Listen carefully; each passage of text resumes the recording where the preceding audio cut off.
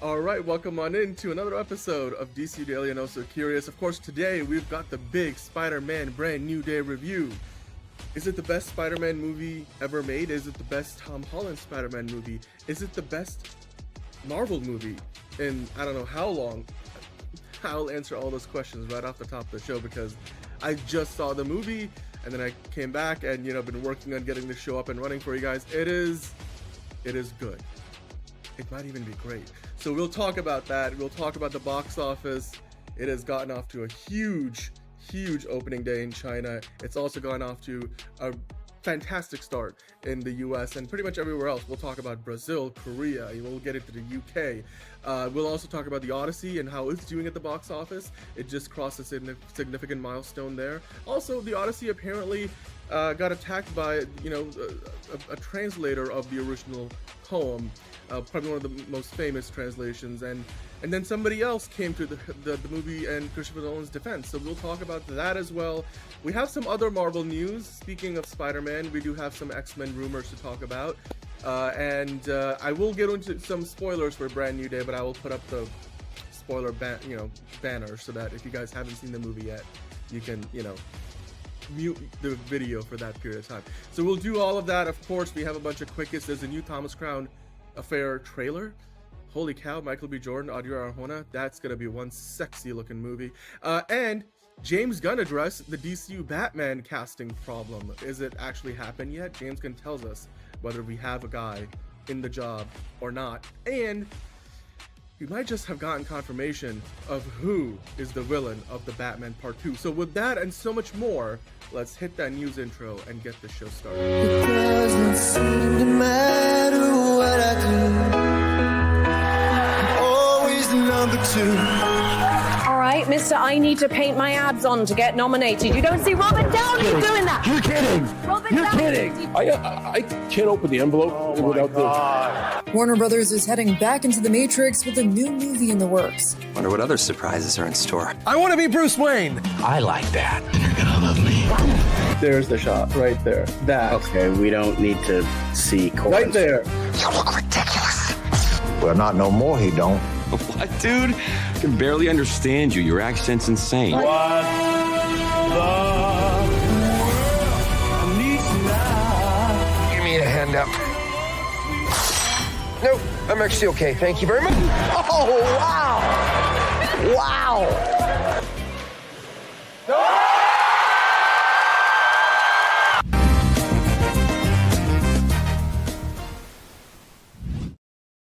All right, okay. Welcome on in. I didn't even talk about the fact that Liz is going to drop by for a itty bitty bit to give us her review for Spider-Man Brand New Day.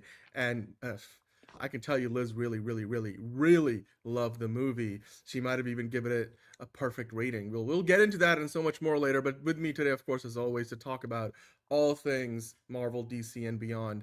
I've got John. How are you doing today? How was your day? What are you excited about? Pretty good. The only bastard here who hasn't fucking seen the movie yet. I'm going to be seeing it tomorrow at noon. So I will be soon in the loop with everyone else. So that's good. But for the time being, I am in the dark. And hopefully tomorrow I can turn off the dark. Cool. If you know, you know. Anyway. But well, I think tomorrow will be a times. brand new day for John. Until then, we'll keep the spoiler part of the show very limited, and I'll put up a spoiler banner, and you guys can step away or mute the show for that period of time. But before we get into the review, just want to say hello to the folks in the live chat. Caleb saw the movie, gave it a 7 out of 10.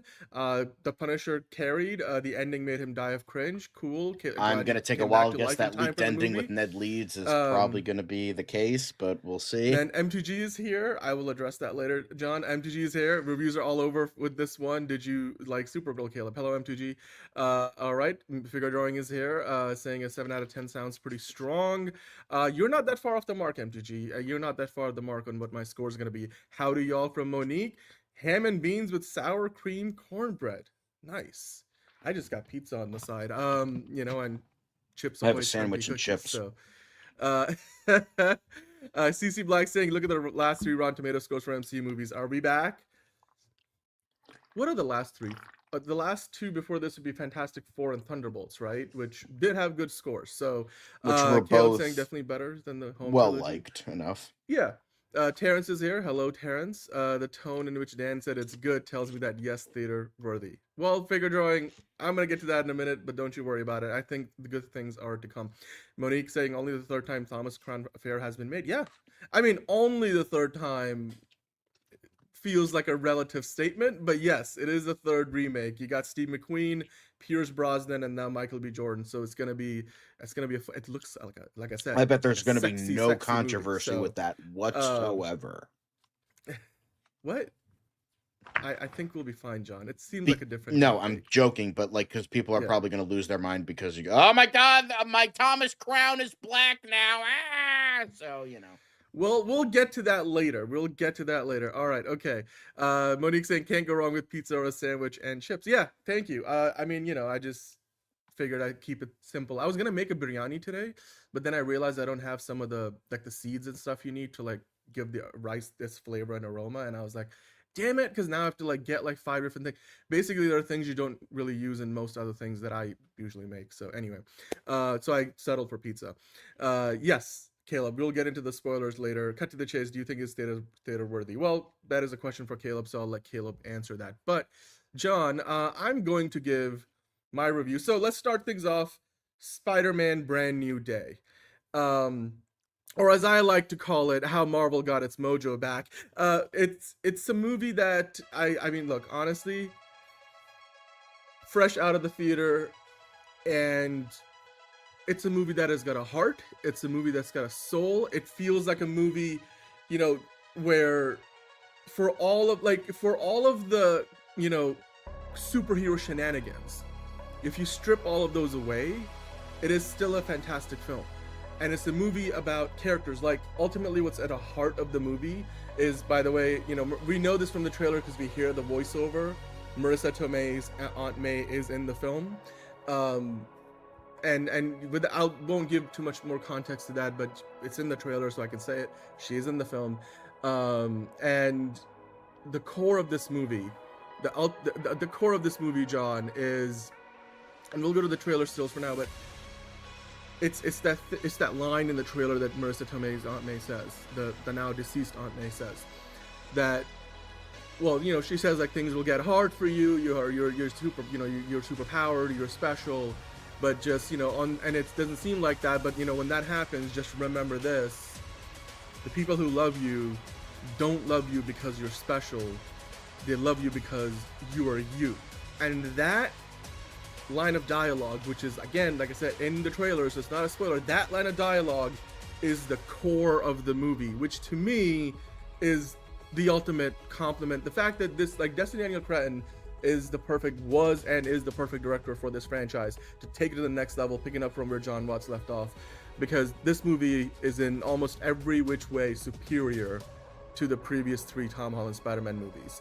And it takes things to the new level. At the same time, it grounds the whole story in great character-based writing. So I gotta give Chris McKenna and what's his name? Is it Eric Summers? Eric Summers. I gotta give him credit because I think those two guys did a fantastic job of writing this and really kind of molding it to be the kind of movie that we all wanted it to be. And going in, you know, we were like, okay, so the Spider-Man villains will all be sort of sidelined in lieu of some other character that Sadie Sink is playing. And you know what? That may sound like a bad thing, but once you watch the movie, it works out perfectly. And you still get plenty of those other characters, and you get great fight sequences. The Hulk sequence in the movie is fantastic.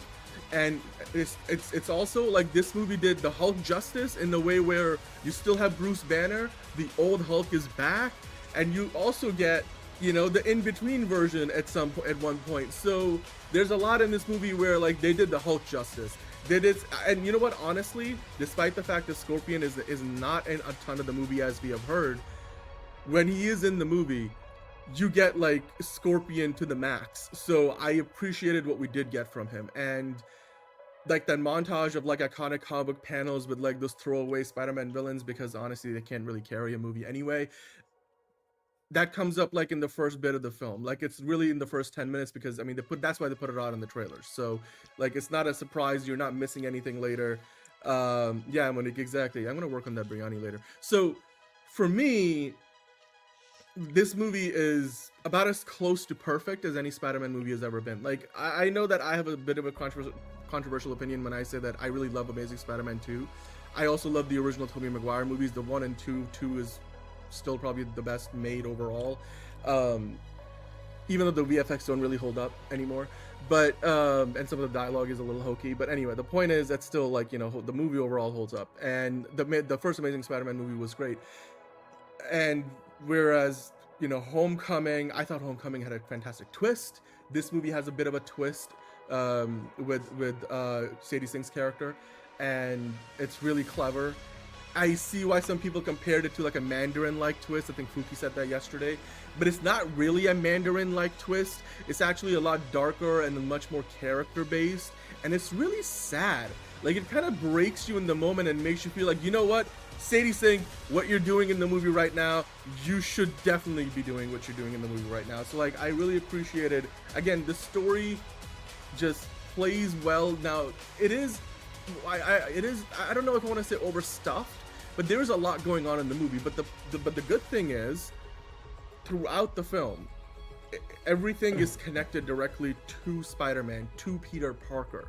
And what I find wonderful, and again, I've sat with this for a little while now. It's been a couple of hours since I came out of the movie theater, and like, I was gushing for praise straight out of the door. I don't think it's this perfect film, but I guess it's about as close to perfect as it could be, because again, the pacing was great, and the character work is fantastic.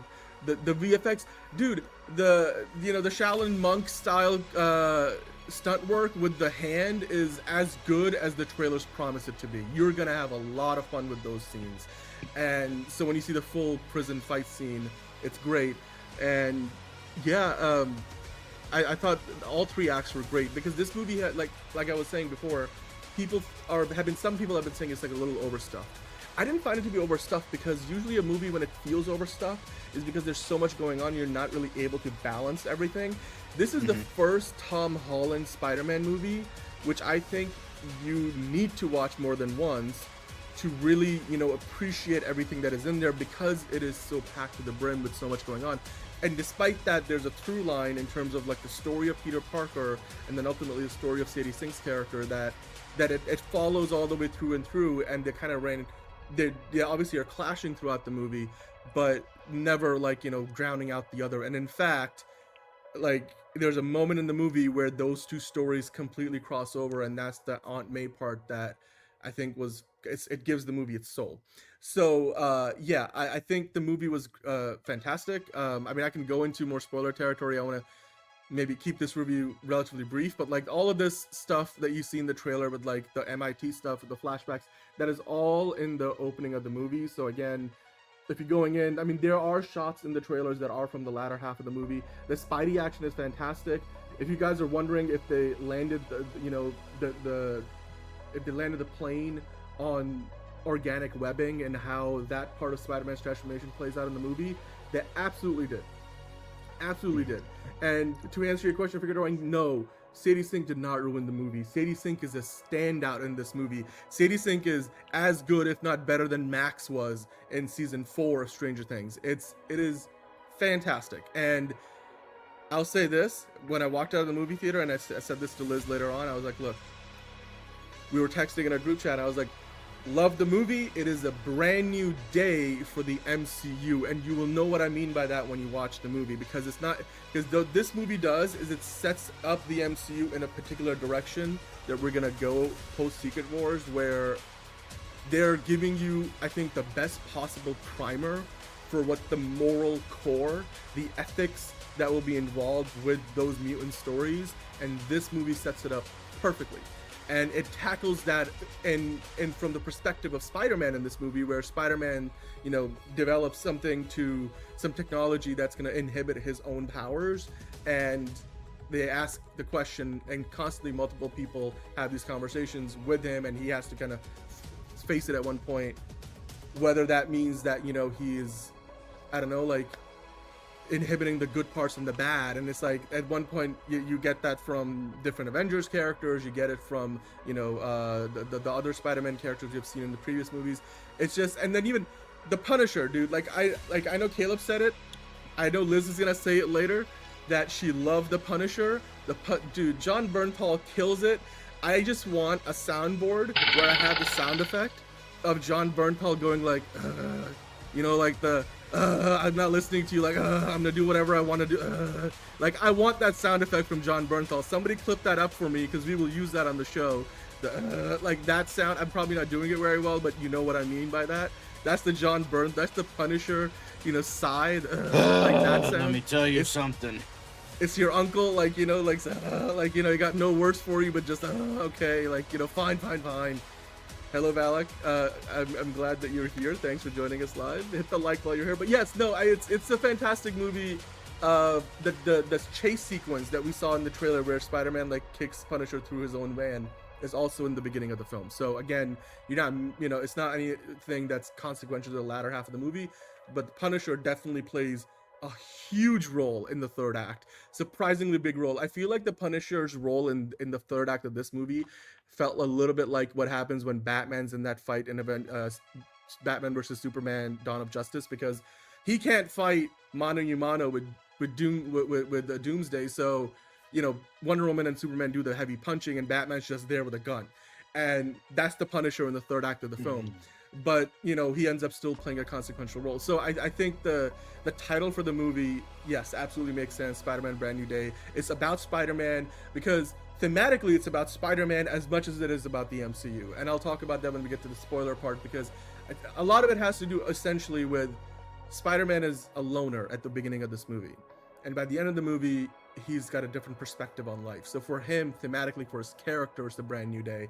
And then for the movie, for the MCU at large, it's a brand new day, because I feel like if this is the way they're going to go about things in the future post Secret Wars, then I think we'll be very happy to be entering the next quote-unquote saga of the Marvel Cinematic Universe. So, and you know what? Those recreation shots in the beginning were kind of bad. The VFX were probably the weakest there, which is why, like, those are some of the elements where I give it the takeaway, maybe a point or two in my rating, because it's not perfect, but you know what? It's about, like I said, about as close to perfect as possible. I think my rating for this is actually higher than the Odyssey. So, John, I'm gonna give Spider-Man Brand New Day a 9 out of 10. This movie is about, like I said, about as close to a perfect Spider-Man movie as you're gonna get, despite the fact that there's so much going on in here and there's so much to follow, but like the Jacob Batalon, Zendaya, those, like Ned and MJ's characters don't feel like, you know, they're afterthoughts in the movie. Like, Destin Daniel Cretton managed to balance everything very, very well, and nothing felt like it shouldn't have been there necessarily, or it was unnecessary.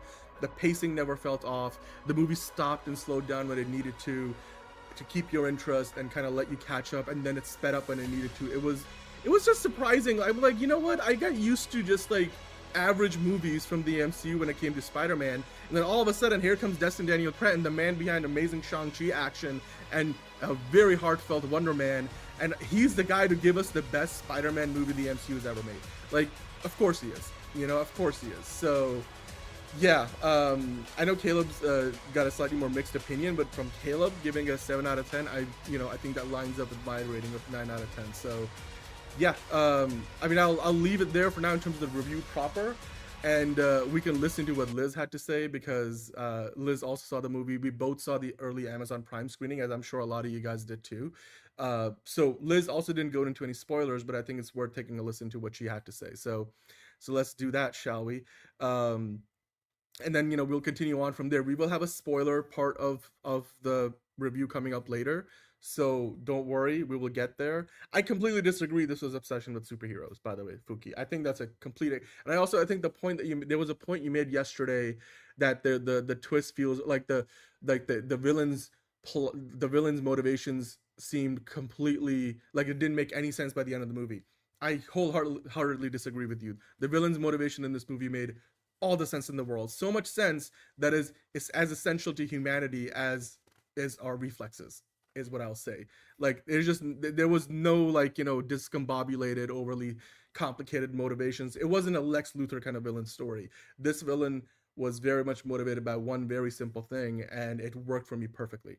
And yeah, I mean, but like, you know, yeah, the villain is a telepath in the movie. Like, of course they possessed other characters, but yeah, thank you. I mean, for your compliments or your critiques, but keep them coming in.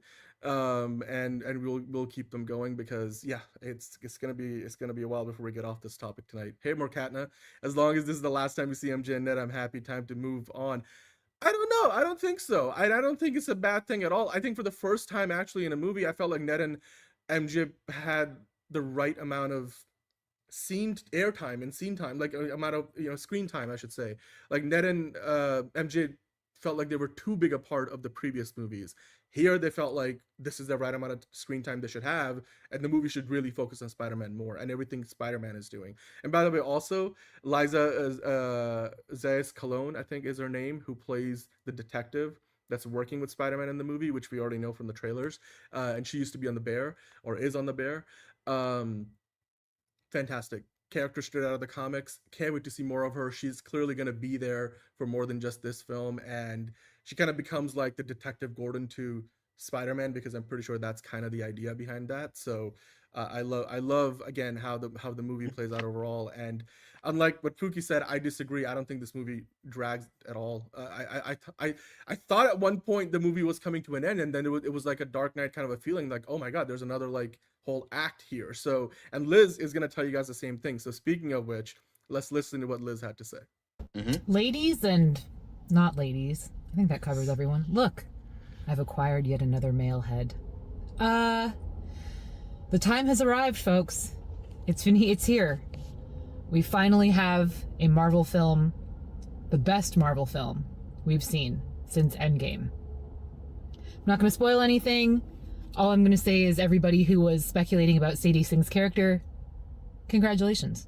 I guarantee you're going to be very, very thrilled. My theater was packed. Everybody was happy.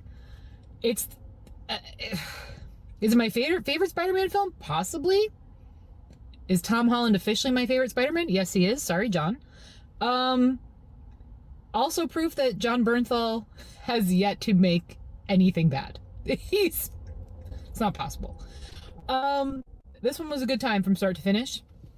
And I actually thought when we got to Spidey's fight with the Hulk that we were getting towards the end, and I shit you not, I was really upset. I was like, oh, there's got to be like, what, 15 minutes left. I was so upset. Nope. We were halfway through. Thank Christ for that. I couldn't stop smiling the whole time, except for when I was crying, but even then I was smiling a little bit, because good Lord, I want to give it my third perfect for the year. I want it to be my third perfect for the year. I really do. I really don't have any notes. I'm sure John is going to have some notes, Dan, because again, you guys are still more knowledgeable even about Marvel than I am. Your girl's happy. I'm a happy girl. I'm so happy. Thank you, Tom Holland. Thank you, Zendaya. Thank you, John Bernthal. Thank you, Sadie Sink. Thank you, the guy who plays Ned, whose name I can't remember right now. Thank you, the gal who plays the head detective who was in The Bear, whose name I didn't bother to look up yet, and I should have, because I'm so fucking happy for her. She killed it. Good for her, girl. Big things coming your way. You're a fucking star. You guys, please go see Spider-Man. Please go see it. Yep. Yeah, fuck it. I'm giving it a perfect. Couldn't give the Odyssey a perfect. You know why, Chris Nolan. But I'm doing it. I'm doing it. Rated cinema. 10 out of 10. My third perfect film of the year. I think 2026 is our year, gang. I really do. This is... Whew, fuck, I'm happy. I want to go back and watch it again. And I'm sad, because I probably am not going to get to see it again in theaters. We'll see. I just don't have that kind of time. I still haven't seen Odyssey twice yet. I really want to go back in and watch it again. Why do you do this to me, Marvel? Why? Why? You guys, I love all of you. I hope you love the shit out of this film. I hope you're not disappointed in any way. And if you are, don't fucking tell me about it. Don't. Because I'm happy. Oh, my Johnny Bernthal. I can't. Love you. Love y'all. Go to the theater. I saw it in Dolby. It was fantastic. Fantastic. He agrees. Love y'all. Cool. And you're muted, Dan. Sorry, I was just saying, cool. Liz loved the movie. I loved a lot of what she just said. I agree with, again, most of her. Well, she didn't really have any critiques, but I agree with pretty much everything she said. It's fun. Honestly, it this did, is you know what? I've been like, it's so funny. I've been hyping this movie up for a while. Been like so excited, but now that the reviews are coming out, now I'm scared I won't like it. Well, again, Like, going because the with thing no is, everyone was like, saying going this with no about fucking expectations. Spider-Man Homecoming, and that is probably my least favorite Spider-Man movie of all time. So, like, I'm just like, Well, but I will say this, John. We'll This see. movie couldn't. Here's the thing. This movie couldn't be more different from Spider-Man: No Way Home. This makes Spider-Man: No Way Home look like a CGI, spot fest with a bunch of nostalgia callbacks. This movie doesn't have that. Like, this movie doesn't have nostalgia for the sake of nostalgia anywhere. I mean, when you see No the Way Hulk. Home wasn't nostalgia for the sake of nostalgia, so. No, but like, I'm just saying, like, comparatively speaking, this movie feels like a breath of fresh air. Like I said, like a brand new day for the MCU. And again, Destin Daniel Cretton, I'll say this right now, Destin Daniel Cretton is the best director working in the MCU. He's the best guy they got at Marvel Studios. They should hug him tight, give him a bumper deal. Well, I mean, and yeah, they're sign gonna him up give for him the next two movies. he's gonna give So- them fucking a $2 billion movie. They're gonna hold on to that motherfucker and never let go until he does 10 movies Yeah. for them. And then when he exits the MCU, finally, he can never make another good movie again, because that's what always happens to every promising indie director that they scoop up. So, you know, that's how it is. With him, they're working on a Shang-Chi 2 right now. They're working on Wonder Man season 2. I'm sure this guy's gonna stick around. I mean, John Watts eventually went away because he wanted to do other things that he had ambitions for. And I don't Yeah, think John and they Watts sucked. was somebody. Yeah, but the thing is, I don't think John Watts was somebody who was like a comic book person. Like, I think Destin Daniel Cretton has genuine love for this. Like, he's closer to a James Gunn than to a John Watts, which I think is the right guy to put on your premier franchise. There is no other Marvel franchise outside the Avengers that can make $2 billion at the box office. This movie is gonna be potentially a $2 billion movie, and it deserves it. It's like, to me, it gave me like, I was genuinely surprised that Spider-Man Brand New Day gave me the same kind of vibes and feeling walking out that I had after watching F1 and Top Gun Maverick. Like, it's a fun summer blockbuster spectacle movie that still remembers to give its characters the moments that they deserve, and the movie ultimately doesn't just get away with like, oh, we're gonna have just big Marvel action. No, there's reason behind all the action. And I know that feels a very superficial statement to make, but when you watch the movie, you'll know what I mean, again, without getting to spoilers just yet. And like, I will say, like, the movie's pacing was pretty good. I was surprised, considering that it's not a short movie. It's not a short movie at all. And I think the writing was great. I think the directing was pretty much perfect. And I'm glad that they've got, Destin Daniel Cretton doing these. So yeah, we'll of course keep talking about it. I actually wanted to, John, go through a couple other reviews that I saw online.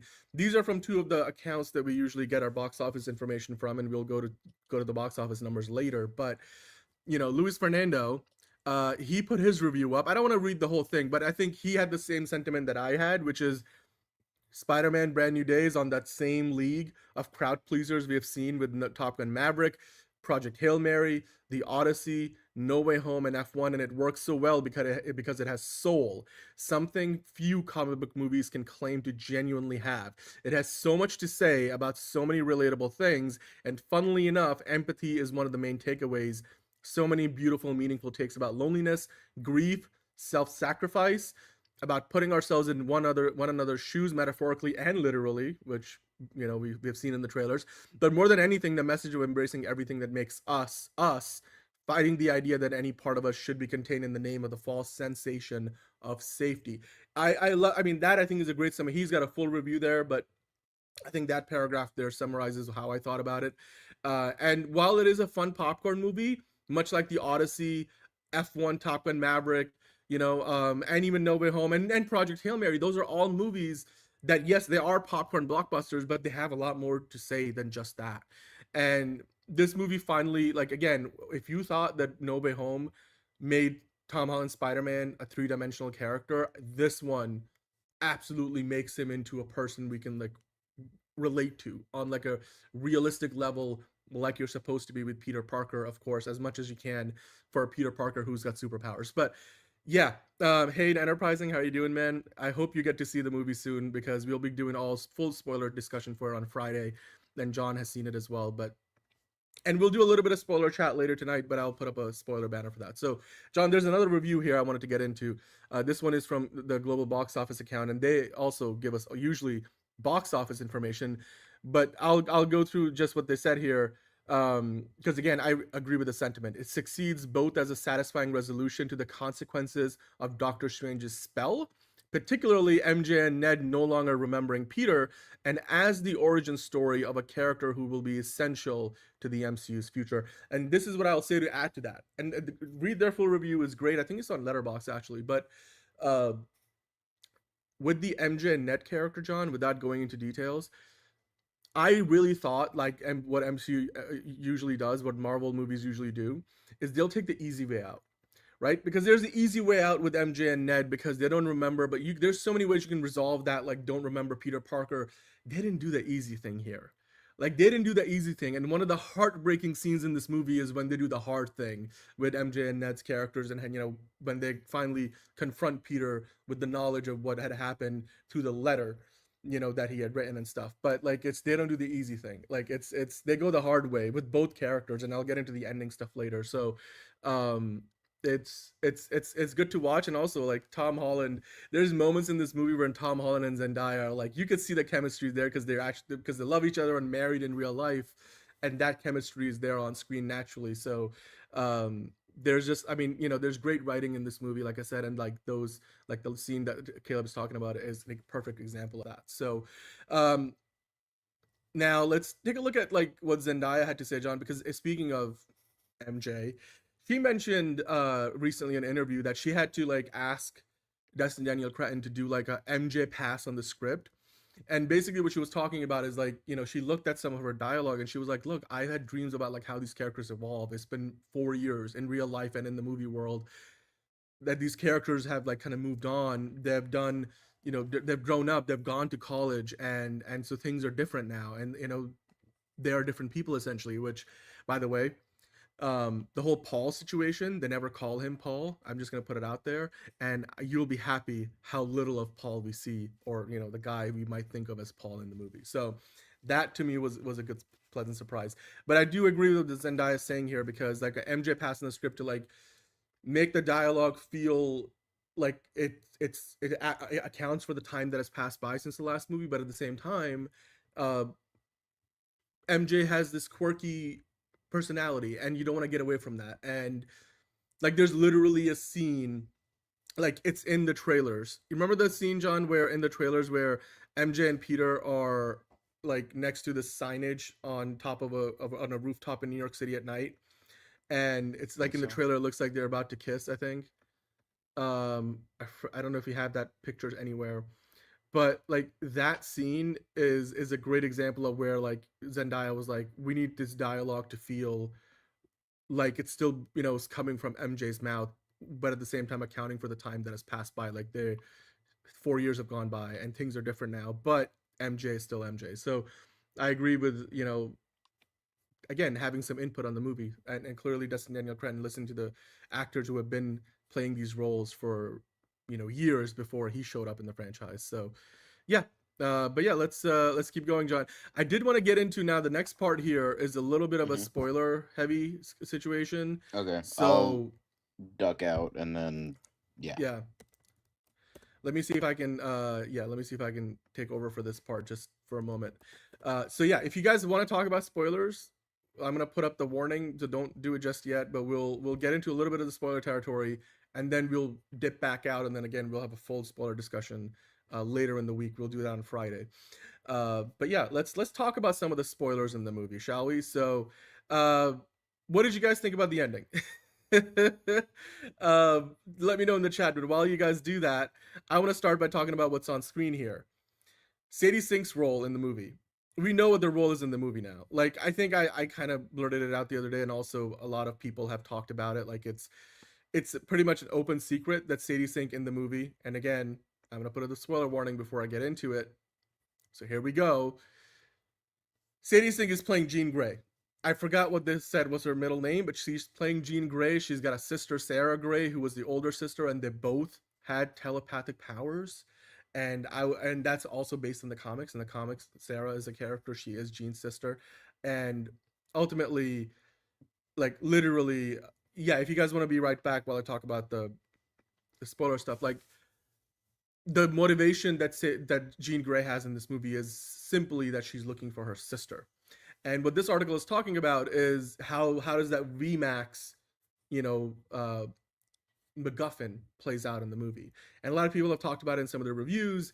And I'll say, like, I read a review where they said, look, the way they resolved the MacGuffin of VMAX in this film is surprisingly, brutally, heartbreakingly beautiful. And you know what? It gave me Stranger Things vibes, right? Because if in the movie she's sitting there in this DODC facility and they're clearly trying to pretty much kill her like they killed her sister, trying to like get enough data for how her telepathic abilities work in order to, basically make anybody a telepath. Because they're trying to take all these superhuman abilities and turn them into things that the DODC can use, like, the shocker gloves and whatever. So, or like the power inhibitors that Spider-Man develops. So, and in that moment, Sadie Sink is literally being tortured. She's not being waterboarded or anything, but like it's the MCU equivalent of being waterboarded by the DODC. For information in a more metaphorical sense, but yes, or in a more literal sense, because they're collecting data, they're experimenting on her. And I was like, this has got 11 vibes from Stranger Things. And then at one point, like, she's seen the scrunchie of her sister sitting there in that prison cell. So she's like, the crunchie is here, and where is my sister? And in the moment, she looks up, and the ceiling, there's a sticker that said Vent Max, but the ENT is peeled off. So all you can really read is the V of the vent and Max, and that's VMAX, which explains, for one, why Metzger, the character, Bill Metzger, has no idea what VMAX is, why she can't find it in any of the databases. And then everybody thought VMAX was going to be some technology, some like crazy thing that, was going to turn the tide, some new weapon, something, but it's ultimately like so tragic. And you're like, in that moment, I'm like, you know what, Jean Grey, you can go John Wick on DODC's ass, and I am all for it. And she does. And that's when she has an entire, like, I don't know, like 10-mile radius or whatever of New York City all frozen, because her powers kind of like the emotion that she's feeling in the moment, her powers get amplified, and she kind of becomes even more powerful in the moment, no longer limited by just the 33-foot limit of being able to jump into another person's body kind of thing, the whole possession thing. So I love that. That was fantastic. Like in that moment when she realizes her sister died, and VMAX was the last thing she saw before she died, and there was a spike in the signal, and that's the last thing she telepathically told her sister to help her find it. And unfortunately, there would be no way that Jean would have been able to get to figure out what VMAX was unless she was in the same chair her sister died in. So fucking tragic. But like this movie, in the best, most saddest of ways, gives us the perfect encapsulation, the perfect origins of the moral compass and the ethics conversations and battles and wars that will be fought by, with, for, and against the X-Men in the Mutant Saga. And this movie just does a perfect job of setting that up with Jean Grey. So, and more than just the more so than even the scenes every time where they're talking about like the morality of using an inhibitor, when Bruce Banner says, but like if you're suppressing the good things and the bad things about your DNA and all that, and they get into like the nitty-gritty of like mRNA prescription or like all those things, or translation and stuff, or transcription is the word, mRNA transcription in the DNA, so that you can like inhibit specific genes and all that. I'm like, okay, I like the technobabble, and it kind of sort of almost makes sense, but the morality conversations did a good job of like setting the scene for why the X-Men will be so important, and why like an organization that has the ability to inhibit their powers is obviously is going to play a big part in the future, whether it's the DODC or some other organization, probably going to be the DODC. That scene with Jean, I want to keep wanting to say Max, but like Jean Grey, where she realizes her sister died, being experimented on, and that, she had that moment, her character's like, I'm special, people like us, we have to be alone, nobody likes us in this world. Like, you could clearly see her going down that, either the Magneto path or just that villain, origin story. And then you see the Aunt May thing with finally when Spider-Man lets her inside her head, and that scene they teased earlier, and you see the full version of that scene play out, which clearly it looked like they either caked up some makeup on Tom Holland or slightly de-aged him a little bit in that sequence, because clearly Marissa Tomei came back to film this scene and it wasn't from a previous movie where they had cut it or whatever. Unless it was, and in that case it was perfectly written, but it most likely wasn't, because then you have Jean Grey, pop in the scene instead of Tom Holland, and then Marissa Tomei are interacting with her. So definitely Marissa Tomei came back for this film posthumously. So yeah, I think for me it's a perfect setup for the X-Men. I know how some people will not, because it's not the most comic booky friendly thing, but guys, to me this was perfectly well written. It was done well, and like, honestly, Sadie Sink acts the hell out of it, so I really appreciate it. And then the VMAX situation, like, for those of us wondering, I mean, it's not that big of a spoiler, it is a very character based turnaround, twist in the film. And then you see, of course, Punisher. Oh God, I was like, oh no, he's gonna shoot and gonna kill the wrong person, right? And obviously that's what happens. But then that leads to some of the most fun moments for the Punisher in the film, when he eventually, is cosplaying as Spider-Man. And I'm like, you know what? Yeah, John Bernthal's Punisher, Frank Castle, is that uncle. He is the fun uncle for Peter Parker. And once he sees his face, and he's like, you know what? You were exactly what I thought you would be. You're a good kid. And you know what? Punisher and Spider-Man are going to have a beautiful relationship in this cinematic universe, and I can't wait to see more of those conversations and just that whole dynamic. That was one of the bright spots of the film. And again, this movie just keeps on giving you some of the really good bits that we have not seen from the MCU that we all hoped for, wanted for, like, especially with Spider-Man. And I mean, I'm not talking, it's not just comic book accuracy. I think the quality of this movie was great. The writing was great, and we can agree to disagree, but, like, by the way, X-Men 97 has terrible writing compared to this. I'm sorry to say to you guys, X-Men 97 is good, but as good as an animated show. Like, but it's the shit that Spider-Man scraped when he, like, landed on at the entrance of the DODC in this movie. Like, ultimately, like, animated superhero shows, there's very few that rise above or to the level of the live action stuff, the best of the live action stuff. And X-Men 97 is okay. Like, on its own, one of the best superhero animated shows running today. Compared to this movie, no, nothing. And that's my opinion, and that's nothing against animation. It's just, and it's the storytelling style. It's a little bit of apples to oranges. X-Men 97 does things where you have a 20-minute format, and it's animated, and it's like you do the story, you tell the story, you move on. Where you're doing here in live action is completely different. But if you're going to make a direct comparison, then X-Men 97 will, it just falls way down level of quality. So I'm sorry, like, I like X-Men 97, but it's not a fair comparison. So what do you mean by no one will remember Jean Grey in this movie because she wasn't a character but a setup? Like, dude, that's the farthest thing from the truth. Like, I can tell you when there's movies where Jean Grey is like, not Jean Grey, but like a character is being set up for the future. Like, when the movie gets distracted because it's setting up the future. Like, I was thinking, there were other examples I was thinking of before. Like, clearly, the Loki series was being set up in Avengers Endgame. That was a setup.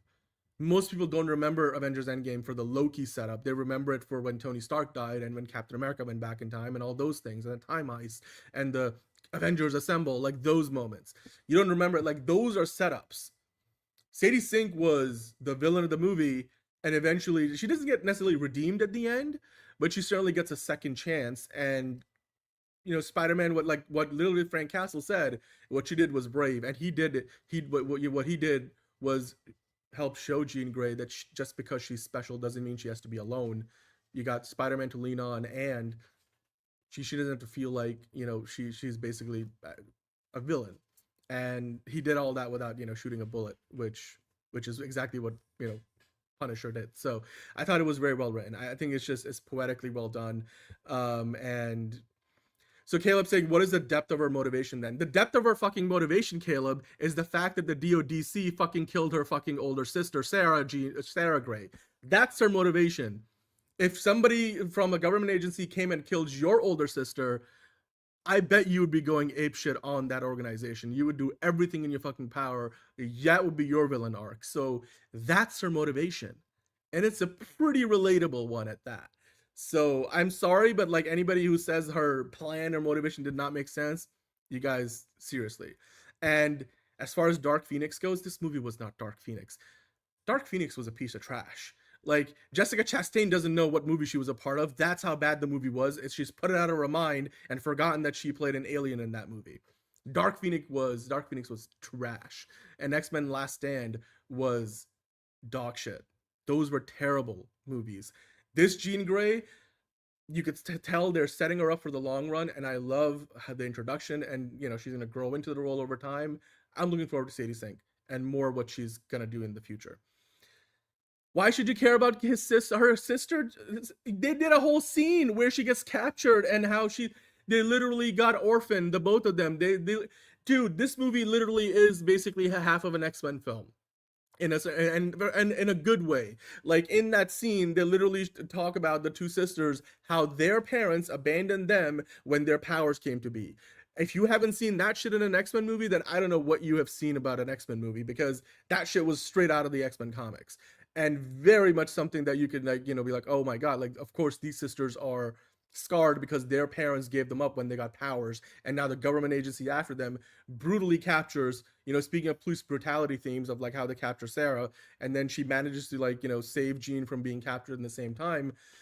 And then Jean Grey's literally fighting the entire government after that for the rest of the movie. And yes, Spider-Man's in her way, but Spider-Man eventually realizes what's going on, and it's just, that's why you should care about the sister. It's not that her sister needs to have, you know, 20,000 minutes of screen time.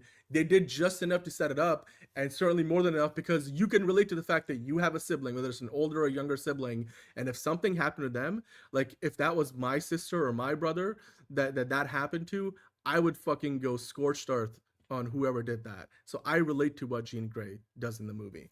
So yeah, absolutely. And I don't think this orphan sister plot element is trite. Like, it's literally the X-Men stories. If that's trite to you, Fuki, then I'm sorry, but you should stop watching the Marvel Cinematic Universe, because the X-Men are coming, and every other X-Men character has a similar origin story of their parents abandoning them, or, like, you know, letting them go, or orphaning them, and the Professor X comes to the rescue. That's literally the X-Men. Like, I don't know what else to tell you. It's not to tell you. They don't say Jean near the last 40 minutes. What are you talking about? Like, I don't know what you're talking about. Like, they said Jean Grey just at the right point in the movie, because they didn't need to give it away any sooner. And then once you find out, and let's be honest, on a meta level, most people in the theater knew that it was Jean Grey anyway, so it doesn't really matter. But at the same time, we find out when we need to find out, and from there on, honestly, if you had never heard of Jean Grey or the comics, this movie still functions for you, which is why I think it was really well written. What makes Jean Grey in this movie better than Dark Phoenix? Everything, dude. The Dark Phoenix movie is the most forgettable, dumbass, lame X-Men movie ever made. It made me feel nothing. There was nothing in that movie that was great. Sophie Turner, I'm sorry, it wasn't even her fault. Simon Kinberg made her directing debut in a fucking X-Men film, and it showed. The dude doesn't know how to write. Well, he knows how to write maybe a decent film, but the dude does not know how to direct, and he hasn't directed a single movie since that's of substance. So yeah, I think Dark Phoenix was a terrible. If you like Dark Phoenix and not this movie, Caleb, then you have no credibility as far as movie opinions go. So Caleb asking, what was Jean Grey's sister's name in the movie? It was Sarah Gray. It was Sarah Gray. How did you fucking miss that? There's the whole idea, the whole reason how Peter finds out that it's you know, that what's going on, the whole sister plot, is because she says Sarah to him before she passes out in the DODC before being captured, and then he investigates that, and the police officer helps him figure it out. So, like, yeah, like, we know because it was in the fucking movie. Like, okay, I'm not gonna engage with more of this because either Caleb is trying to troll, or like we could just agree to disagree. But yeah, Jean has a sister in the comics, Chuck. It is based on it's not like in every iteration necessarily, but the Sarah Gray character comes straight out of the comics. So, but it isn't something that we have really seen much in the previous iteration of the X-Men. Okay, so Fuki's saying the fact that they always antagonize Jean Grey as a mind control freak who's some government agency is trying to control every time. Okay, I get that, but honestly, like, this is for the MCU, so I'm gonna let them have it, because if Fox did it 3 times, then the MCU could do it once. And honestly, the MCU just did it way better than any Fox origin story for the Jean Grey character ever. Like, let's be honest. No, I think this is the best introduction to Jean Grey in live action we've ever gotten. And no, Caleb, they did not say it in once in Jumbly voice. They said Sarah like 5 or 6 times in the movie. You need to go watch the movie again, because clearly you fell asleep during the movie. And yes, I mean, Lauren, Spider-Man 2 may still be the best. I just think for me, like, this movie comes about as close to a perfect Spider-Man movie ever made. I personally watched both movies in theaters, and I can tell you, if you're talking about overall the technical execution and everything, this movie is better action. Overall, I think the story is fantastic, but Spider-Man 2 was a more pure Spider-Man movie. So I think as a pure Spider-Man, let's just say this, Spider-Man 2 was the better Spider-Man movie. Spider-Man Brand New Day is the better movie. I'm just going to put it there. And neither movie is perfect. Let's be honest. Neither movie is perfect, but I have a great love for both films. And like I said, I've seen both in theaters, so I can tell you from first-hand experience, I love them both. They're 2 of the best Spider-Man movies ever made. Sure, Caleb, you can enjoy your, highfalutin trash movies too, the same movies that I've also seen, so you can call them basic trash.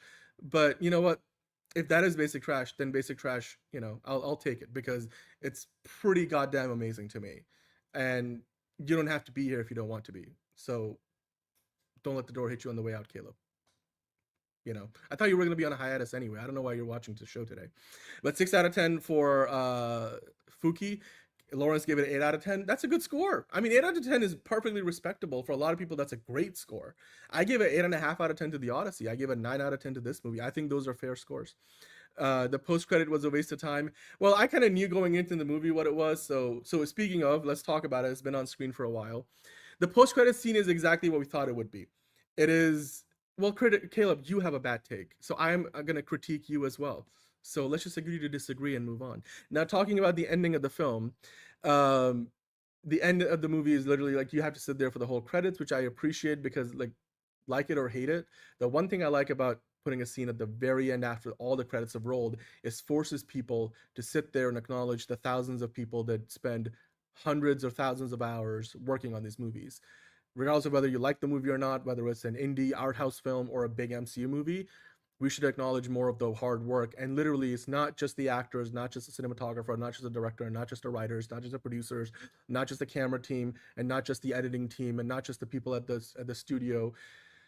It's so many more people that work on these movies. So I appreciate when they do put a scene that's at the very, very end, so people that sit through and appreciate and acknowledge the people that worked on the film behind the scenes, as well as on the screen, they get a little bonus. And the bonus here was the Spidey tracker. But what I was worried about with the Spidey tracker was, because it is the whole Ned Spidey tracker app, and there's a new sighting for Spider-Man, but this time it's the map goes out from Earth and it's past the moon and in space somewhere. So either that's because they say it's an additional spider report. They don't say that Spider-Man is moved off Earth. So it's kind of hard to tell whether that's referring to Tobey Maguire Spider-Man, Andrew Garfield Spider-Man, or maybe it is Peter Parker, Tom Holland's version getting teleported. But the way they show it is full screen, so it's not really, you can say that that's more of a meta hint from Marvel about Spider-Man being in Doomsday or one of the Avengers movies, rather than literally being the app from the movie itself. So I took that scene as more of a meta hint from Marvel that, wait, Spider-Man's going to be back. They say Spider-Man will return, but they don't say in Doomsday or anything. So I like the scene. It's a little bit of a hint. If you missed it, you wouldn't have missed anything consequential, which I think is the right thing to do for a scene that you put at the very end of the credits. It's better to do something mid-credits that's more consequential, and it didn't do that. So the other thing I want to talk about with some level of spoiler territory here before we move back into non-spoiler territory is that, well, look, here's the thing. Who was the casting director of the movie? It's the same person, Sarah Hilly Finn, who's cast pretty much every Marvel movie, I'm pretty sure. So, or Caleb, why don't you tell me without Googling it yourself? Because you're asking questions you don't know the answer to. Yeah, anyway. I'm the guy with the 2 Emmys. I'm the one who has, made movies for himself. You aren't. So I don't know what you're talking about. But you know what? I'm not gonna fall down to your level anymore. So you could keep chatting in the chat. I'm gonna talk about how the movie ends before the credits roll. And that was, to me, and John called it, it was literally what leaked.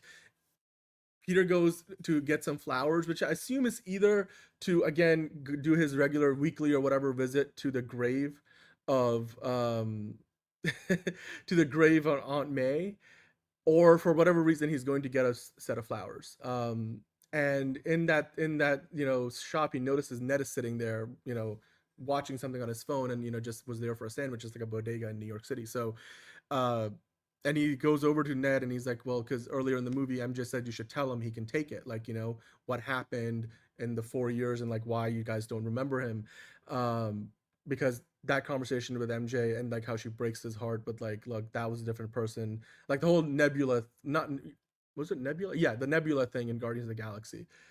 Like, oh god, it fucking broke my heart that the guy just confessed his love, and like she's like, I sure that person loved you, I'm not that person.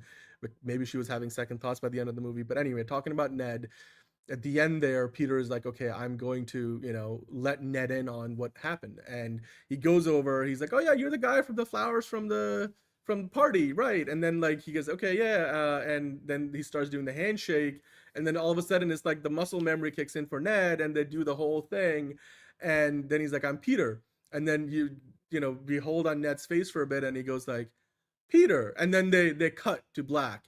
And honestly, I walked away with their intention there was, this was like the top spinning scene at the end of Inception, how that movie ends. They leave it up to the audience's interpretation, because the way he says Peter, the way Ned says Peter, you could say, oh, he's about to say Peter Parker. Oh, I remember Peter, like best friends. Like there's a moment in this movie where they're like playing, they're hanging out in the apartment together with Spider-Man having the mask on, and MJ's like, oh, you guys look like you were best friends, which is kind of cool, but in a nostalgic way. But I like the way that plays out in the ending, because they don't do it for sure. Like they left it open for interpretation. Like for all we know, the next movie picks up right there and he says, Peter, oh yeah, the guy from the party, and then we're just back to where it is because the spell did work. Like MJ doesn't remember him. So the fact that they had made out at one point in the movie, which was also a brilliantly written scene, where MJ and Peter kiss while MJ's possessed by Jean, without Peter knowing about it. Like that whole sequence, if that didn't kick in the memory, then I don't think a handshake is gonna all of a sudden make Ned remember who Peter Parker is. So I'm gonna say that felt like the top, the spinning top at the end of the Odyssey. It's up to you. Even though in the Odyssey you can kind of tell that the top is about to fall over before the cut, so it kind of leans for me that it was reality and not a dream. In this case, I'm like, they really played it well, because it could go either way. Like they could go to the next movie and be like, oh, Ned remembers, or they could just be like, oh no, yeah, the Peter, like he's our neighbor, like it's great, now we're friends. And you kind of you're starting that relationship all over again. So and he is still a super fan of Spider-Man, like he was before he found out the first time that Peter was Spider-Man. So I like it, and I don't think MJ is giving it up. I think she's still like, she was like tearing up when they froze in the third act, when Jean Grey was doing her thing. So the start of the movie was similar to the speed run montage of Fantastic Four. I'm okay with that, especially here, where I think Fantastic Four, they cut out a bunch of shit to make that montage happen. Here, that's what they planned from the beginning, and you could tell it was better executed, even though the VFX were a little shoddy. So yeah, I'm concerned with Doomsday after this movie, with how they tried to juggle so much. Well, to be fair, I think they did a good job of juggling so much here. And Doomsday, if you've seen Infinity War and if you've seen Endgame, the Russo brothers know how to juggle so many characters. So I would give them the benefit of the doubt until they prove us otherwise. So different director, different kind of story, but I would say I trust that so far. They did what they did to Jean and Wanda's intro in Age of Ultron. Kind of. I feel like this was better done because they explore it more. And well, I mean, you know what, to be fair though, I think Wanda's and her brother, I'm forgetting his name right now, the speedster dude, both of those characters were actually, in hindsight, like Ultron was very well written and very well done and executed. So I agree, there's a lot of similarities there. I know I found that me kind of funny because I freaking hate it when they do that in the movies, because you spend so much time in the movie re-acclimating everyone together. Well, they spent a lot of time in this movie kind of doing the will they, won't they remember, but ultimately I think they're firmly sided on Ned and MJ don't remember Peter. The spell did work, which again makes the theme of Spider-Man as a loner in this film, like, Florence Pugh's character keeps calling him Sad Man, which I loved her character. You could totally tell that, they had to do some VFX to hide the below the chest parts in the water scenes that they did, in that little the little spa thing that she was in, which is her office. But I love that there was more Florence Pugh in this movie than we realized, and her Black Widow, and again tying in the New Avengers, again balancing out things very well, because you got to remember this, like, for all the people that think this movie was like very, and I thought this would be the case, that this movie feels so much like it's not really Spider-Man's movie because there's so many other MCU things in it that remind you that, oh yes, the New Avengers exist, oh yes, Hulk exists, the Punisher is hanging around, and like, you got X-Men coming down the road. But this movie did a great job of, like Superman did last year, of keeping the focus on the main character, but kind of expanding your world, or like showing you, reminding you that there is all of those things that the MCU or with Superman the DCU has. So I appreciated that because it didn't really get in the way of the story or the main character. So I really like that part of the movie, and I think the execution with Daniel Craig and what the team did was great. Like, you could have easily made a mess of this, like Sam Raimi did in Spider-Man 3. Here, no. And on the flip side of it, you do have to kind of realize that, look, at the end of the day, it's the baggage that comes with the MCU that has been around for like a decade and a half now. So when you don't include any of those other characters, people will ask the other question of, well, why aren't the Avengers here? Where is Black Widow? Where is the Hulk? Why not the Punisher? He hangs out in New York City. But this movie is giving you all that. So I'm like, either have it or don't have it. But if you're never going to be happy, then I'm sorry. Like, you're not going to make everybody happy. And I don't think they want to do that. But what they did here worked really well. Lauren saying the end was pretty poor, though they didn't show the I think you mean, the replications. What is show the? Okay, I know what you mean. Consequences to the villain and damage, or show that they reproduce Peter's tech to use on mutants. Well, you know what? Fair. They didn't show a lot of repercussions for the actions of Jean Grey. She's kind of like in the wind by the end of the movie. But, they say that Bill Metzger is missing, and clearly, like, I'm assuming the idea is that the government now realizes that he's been committing all these crimes under the guise of DODC research, so he's going to be a wanted man, which I think will play into what happens down the road. I do agree that the DODC feels like, whatever the current trending organization in the MCU that is against their heroes, use it to your convenience in whatever next MCU movie organization. It used to be the Shield, now it's DODC. So like the way they've used it in all these previous Marvel movies is so inconsistent. It just becomes like, like in Wonder Man. But like it works in a way that, yeah, the case officer out west is working on Wonder Man, the guys in New York, but like the DODC has had a different big bad in every iteration of the DODC. So I would appreciate a better execution of that. But I think overall it works well in this movie, and I can't wait to see more of Tremel Tillman in this world, especially we know Bill Metzger's character has an X-Men connection, and he's going to be back in the future. So I can't wait for that. Lauren saying Ned remembers Peter after the handshake, but interesting enough, MJ didn't remember him or doesn't love him. Well, no, but that's the thing that I'm saying. They leave it, they cut it right before you can really tell if he does or not. Like, I'm willing to bet like they're leaving all options on the table right now. And if anything, they gave us enough of a hint that maybe MJ is sort of remembering and maybe Ned is remembering, but they don't confirm it at all. It's left up to your interpretation. If you only saw it once, go back and watch it again the next time you see the movie, and you'll realize like you can easily take that scene for like Ned does remember or doesn't remember. They don't even go as far as like, the dirt rises on top of Superman's coffin, so he's not dead at the end of Man of Steel or at the end of BVS. Like that was like, oh shit, yeah, he's gonna come back, but like no shit, he's gonna come back. But I love the fact that, speaking of he's gonna come back, I love the fact that they did give us the Spider-Man got shot, is he gonna die, but ultimately he doesn't. So I like that. I like the way they did the ending, and it gives us some of the most fun moments. And I think there's an Easter egg in there where essentially you get, in the movie, there's that kid who waves, or does the little Spider-Man signal to Peter when he's watching Frank Castle pretend to be Spider-Man in the hospital window. I'm like, is that a Easter egg for Miles Morales? Like, Miles Morales is probably older in this universe, but I wouldn't mind it if that was going to be the kid that eventually becomes Miles Morales, and they tie that back together down the road.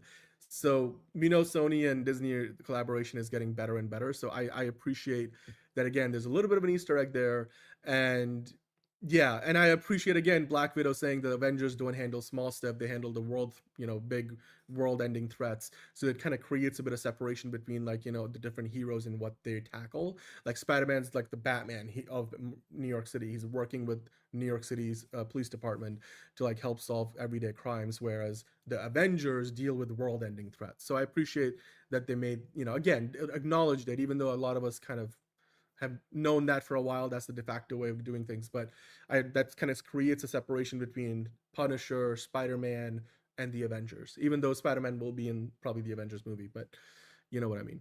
Would have loved to see Agent Cleary. I was annoyed when Mobius was left out of Deadpool and Wolverine. I know. But that's what I'm saying. Like the DODC and the TVA, depending on what movie you're watching, these organizations evolve into whatever the movie needs them to be. So, which is fine on some level, because what are you gonna do? Like, you've seen a million different shows where like there's different FBI characters. They all work for the FBI because the FBI is a huge organization. The CIA is a huge organization. So I guess on some level it makes sense. But again, like if there's a broader story to the DODC where it's not just if they're mutants, then it's just the DODC and whatever person is working for the DODC at the point in time. I would like more consistency there, but I agree with you on that. Spider-Man's most emotional scene is nowhere near the level of Superman. Well, it depends on what you mean by most emotional scene in both movies. Okay, well, I thought the references were pretty good, and I thought the world building was great. So, again, I'll leave it there for now. That's all the spoiler talk I'll do. We got to move on with the rest of the show. There's so much more we got to get into. So, we'll get back into other spoiler talk on Friday once John has seen the movie. And some of you guys have seen the movie. John will see it tomorrow, but we'll wait till you guys have also seen it, so we're not doing the spoiler chat while a lot of you guys still are waiting to see the film.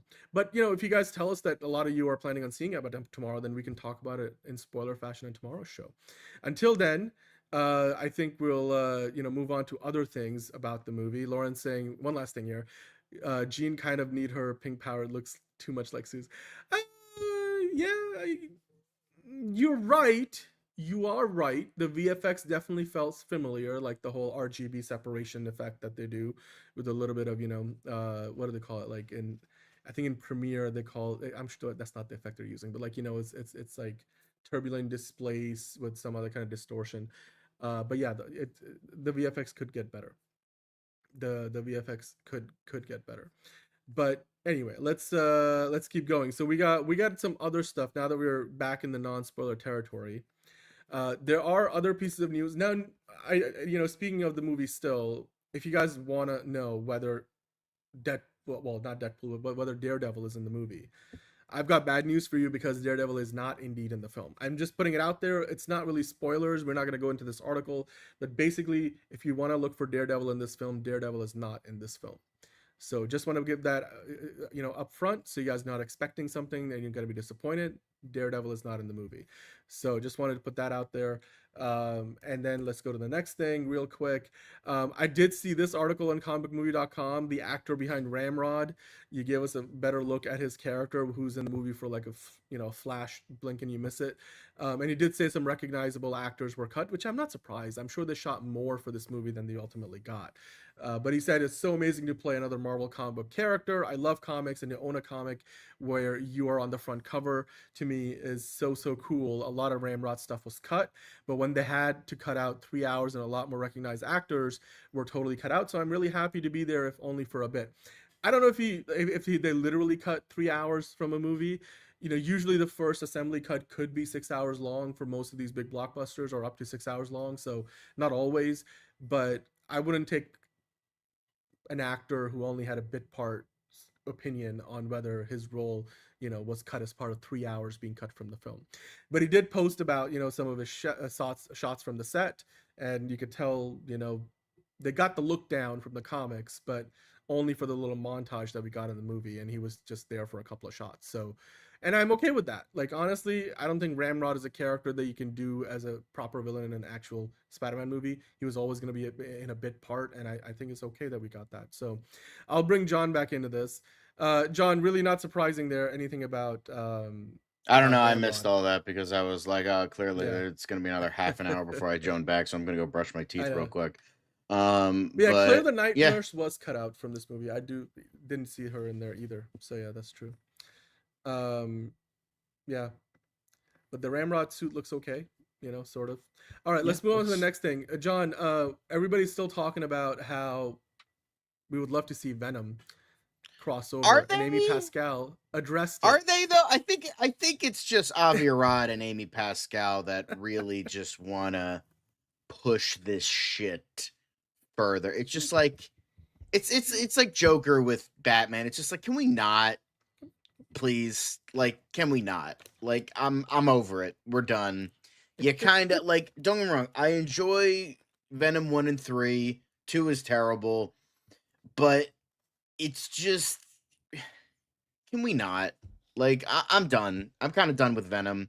Like, they're already shoehorning it into fucking Your Friendly Neighborhood Spider-Man Season 2, which I'm not happy about. I just don't care. Like, I would love to see, like, black-suited Spider-Man done, like, not Venom. Like, it would be cool if they did black suit Spider-Man and then, like, the symbiote, like Reed Richards took it and, like, whatever. And, like, they just contained it. Because I think we've done a lot of good Venom stuff. Like, I think the Venom movies did do some good stuff in terms of the anti-hero aspect of the symbiote. Say we will about those movies. Not the best, not the greatest. Kind of stupid, kind of cheesy. But they were, like, the first one was genuinely a decent movie. Third one I liked. The second one had some moments, but it was mostly pretty bad. But I think, like, say what you will, it's just like, the problem I have is, like, the most interesting part with, Spider-Man and the symbiote is the black suit stuff. Like, that's the most interesting struggle. And I feel like, they kind of just glaze it over to get to the Venom stuff. And I'm like, that's the most interesting part, though, is the black suit stuff. And, like, that is, like, the Tobey Maguire one, obviously you have fucking Bully Maguire. Like, hit the clip if you want. But,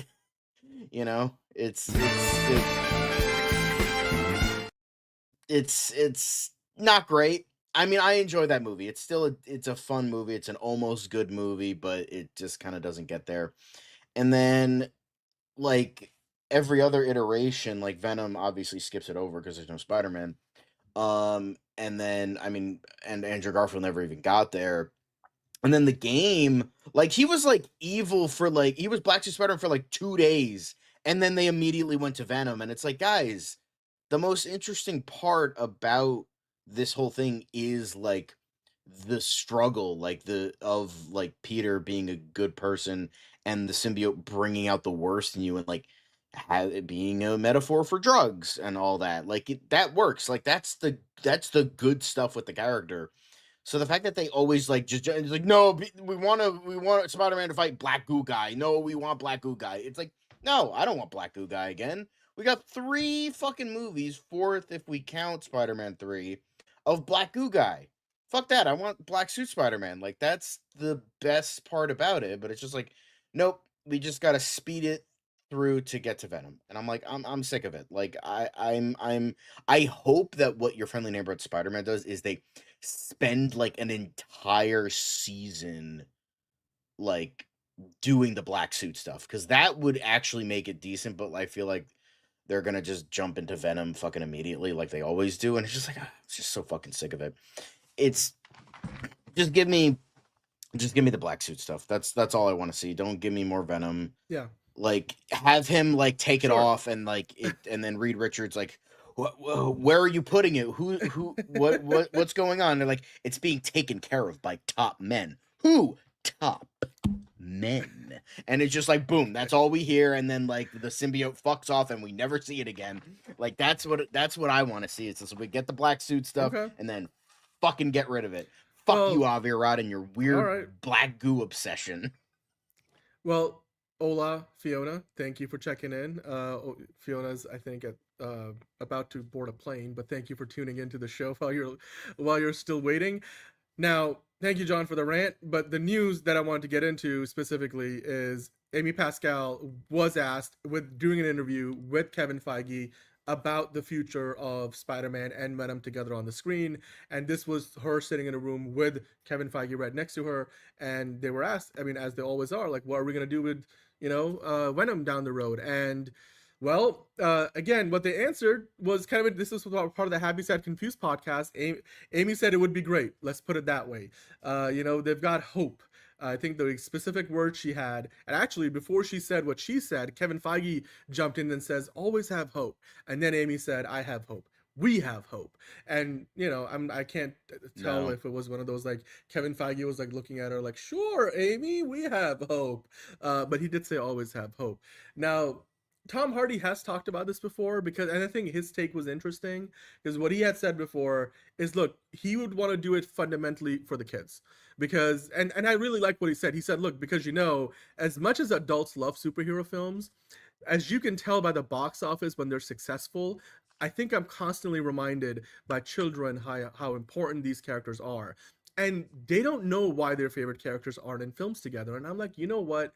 I grew up thinking when people died in movies that they died for real. And so I am sure there's many kids out there, and I'm not the only one who thought that. There's many kids out there who are wondering why we haven't seen Venom and Spider-Man in the same movie for so long. So I'm into the idea. We haven't really had that crossover. Like, we did the black suit and that in Spider-Man 3, terribly executed, even though they had some really good moments that we will forever meme and gif.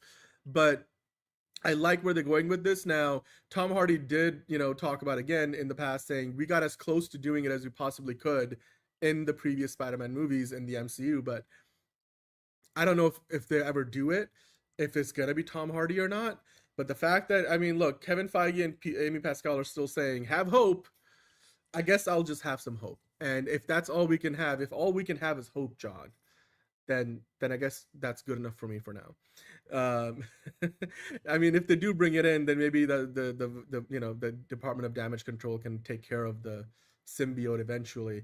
I would love to see if they ever bring in the full depth of the Venom mythology with Null and everything else that they wanted to try to do.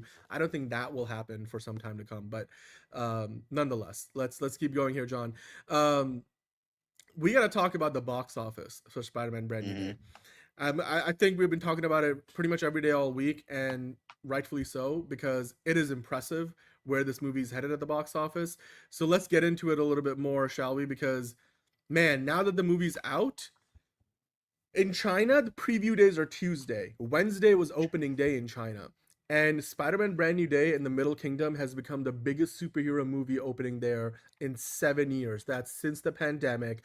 It's earned more than $35 million on its first day in China alone. That includes the previews from Tuesday, which I think that was $4 million of previews. This is obviously Chinese currency converted into US dollars.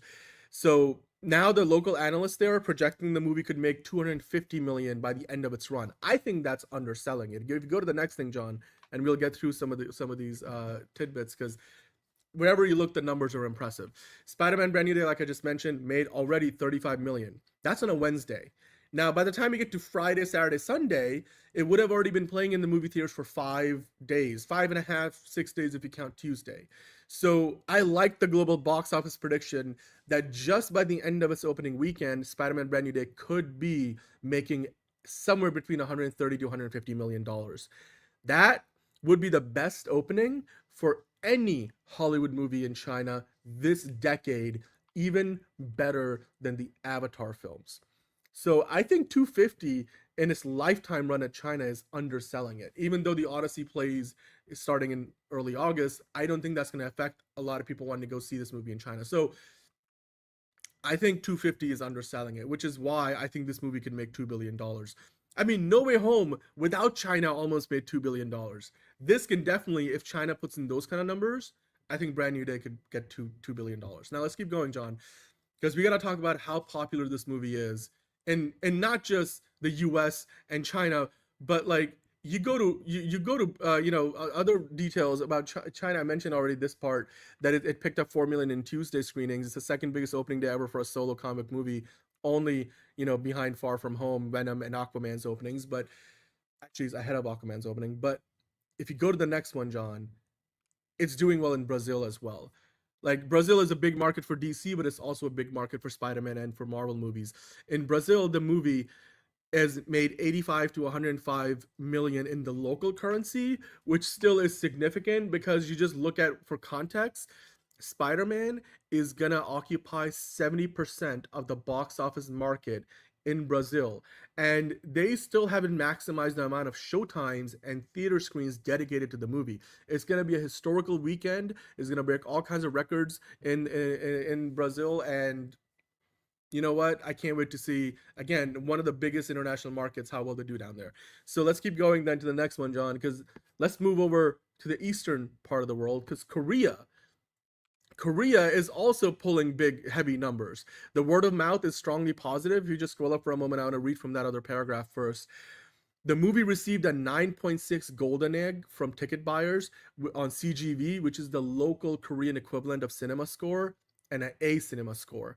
So 9.6 basically is an A Cinema Score. So this movie people are going to keep going to see again, again, and again. It was number one on Wednesday. It grossed $4.8 million, which is small potatoes compared to China, but it's big in Korea, John. If you scroll down now, you look at, MCU post COVID opening days in Korea. Fantastic Four First Steps is at the bottom of the pile, and at the top of the pile you got 5.9 million for Multiverse of Madness, and Spider-Man Brand New Day is looking at being right behind it with No Way Home in the middle with 5.3. So again, one of the biggest openings for the MCU in Korea as well. Let's keep going to the next one. We'll stick with more local box office numbers in the UK. Now we went to Brazil, we went to Korea, now we go to the UK, which, if anything, you want to call that maybe the Middle Kingdom. So and if you just zoom into the text, because I don't want to read through it and we can look at the images after, but despite first screenings not kicking off before 5:30 p.m. in the afternoon, Spider-Man Brand New Day may still score one of the biggest opening days post-COVID at the British box office. So for some UK theaters, like they show in the image down there, they have 20 screenings for this on the same location just for the one day, John. 20 screenings is wild, and they're all sold out. Like if you click on that seating chart and like multiply that number by 20, like you just like, it's wild. Like it's like Odyssey like numbers, right? But even bigger probably than the Odyssey was. So yeah, it's doing really, really well. Eric, we are done with the spoilers for the rest of the show. We went through the spoilers, so you joined at the right time, but thank you for joining in. So yeah, Spider-Man Brand New Day, John, at the box office, doing amazing work no matter where it is, whether it's in Korea, it's in Brazil, in the UK, in China, we talked about in the US. I'm just going to ask you this now, given the numbers you're seeing, especially the China number, do you think that $800 million opening is a possibility, what we talked about yesterday? Like, is it still possible this movie can go that high? Sure, I think so. Definitely. Yeah, because I mean, even if it doesn't go as high as that, what we predicted yesterday, anywhere between 6 to 800, even if it goes 700 million, would be epic. I would love to see that, and I think it's very much possible. So, yeah, thank you, Eric, for lurking. Of course, if you guys are watching, please hit the like button. We appreciate it. We definitely appreciate that. But yeah, John, I think we'll leave Spider-Man Brand New Day there for now, and I'm sure we'll be talking about it as the week goes on. Dude, I figured it was going to take a while to get through it. But anyway, let's move on to other Marvel things. Why don't you lead the way on this so I can rest my voice for a minute and go get a drink of water? Our boy Cooper is apparently saying something about him being Cyclops. Because, again, just rumors. I hope they're not true. But he did have this to say. he said, "Oh, not gonna be me, but I love the X-Men. Not for any reason. It's just not. I don't know where this came from. Shit spreads. Of course, I would be interested. The fans don't have a say, but I wish they did. I love X-Men. I've been watching since I was a kid. It would be such an honor. It would be such an honor. I mean, we don't. Here's the thing about these guys. Now nobody is gonna believe anything these motherfuckers have said because, like, look at Ryan Gosling. Look at Andrew Garfield. They just were lying through their teeth. Um, you know, about anything and everything. So, there's that as well. But I mean, I hope he's not nothing against the guy. I love Cooper Hoffman. I think he's a great actor.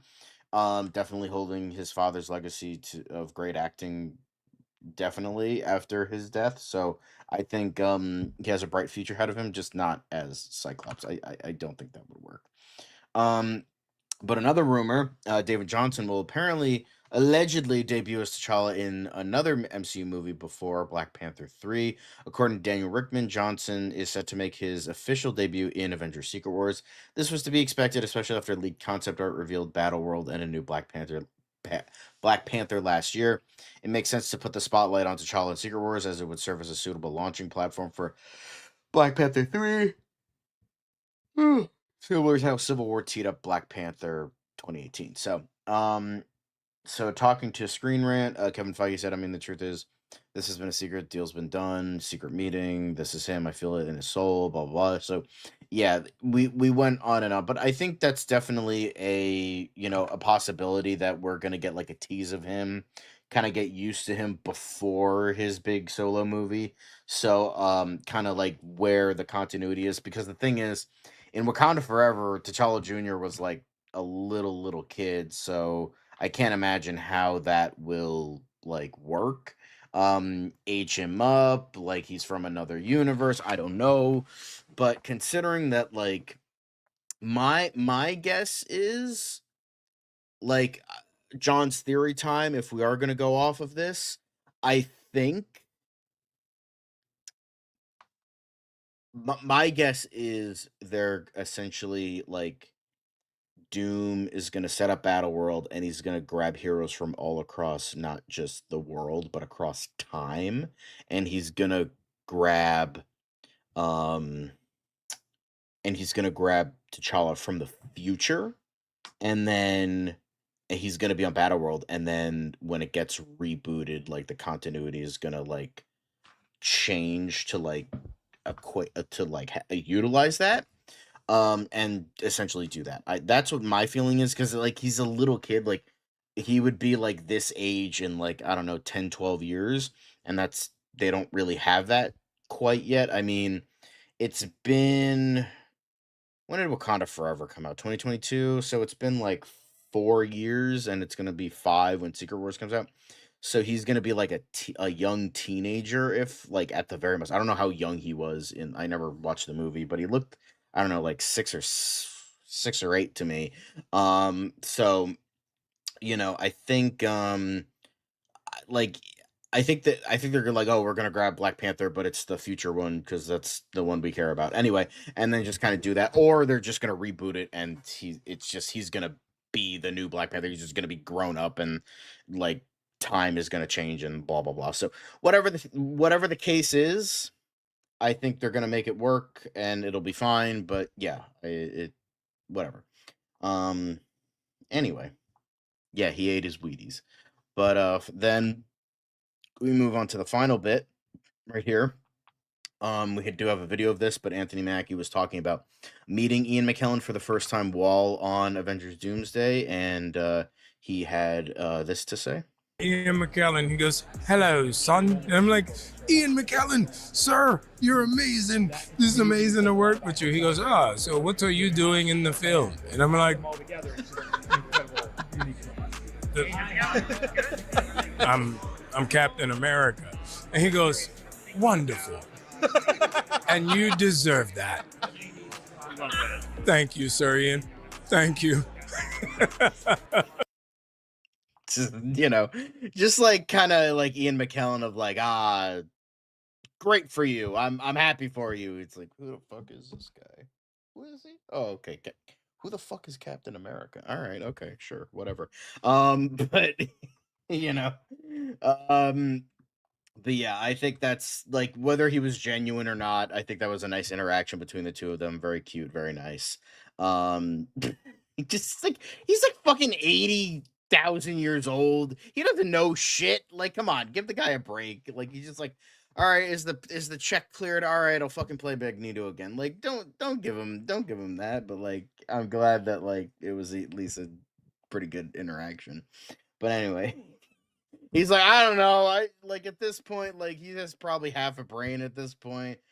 Oh God, I nearly had a nervous breakdown over green screens on The Hobbit, but I guess I'll do it for this. Whatever. I don't care. Just give me my check. Thank you. I will be on my merry way. But yeah, it's fine. But yeah.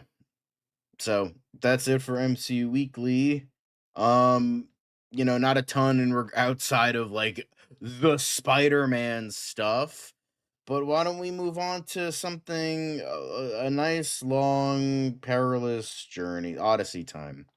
So let's get into the Odyssey, ladies and gents. Again, not a ton, but probably the biggest one that at least I've been seeing the past couple days is apparently the translator of the adaptation that Nolan mainly used for his film apparently did not care for the film. She called it abysmal, terrible writing, and apparently lack of sex scenes. So Emily Wilson was the translator author in question.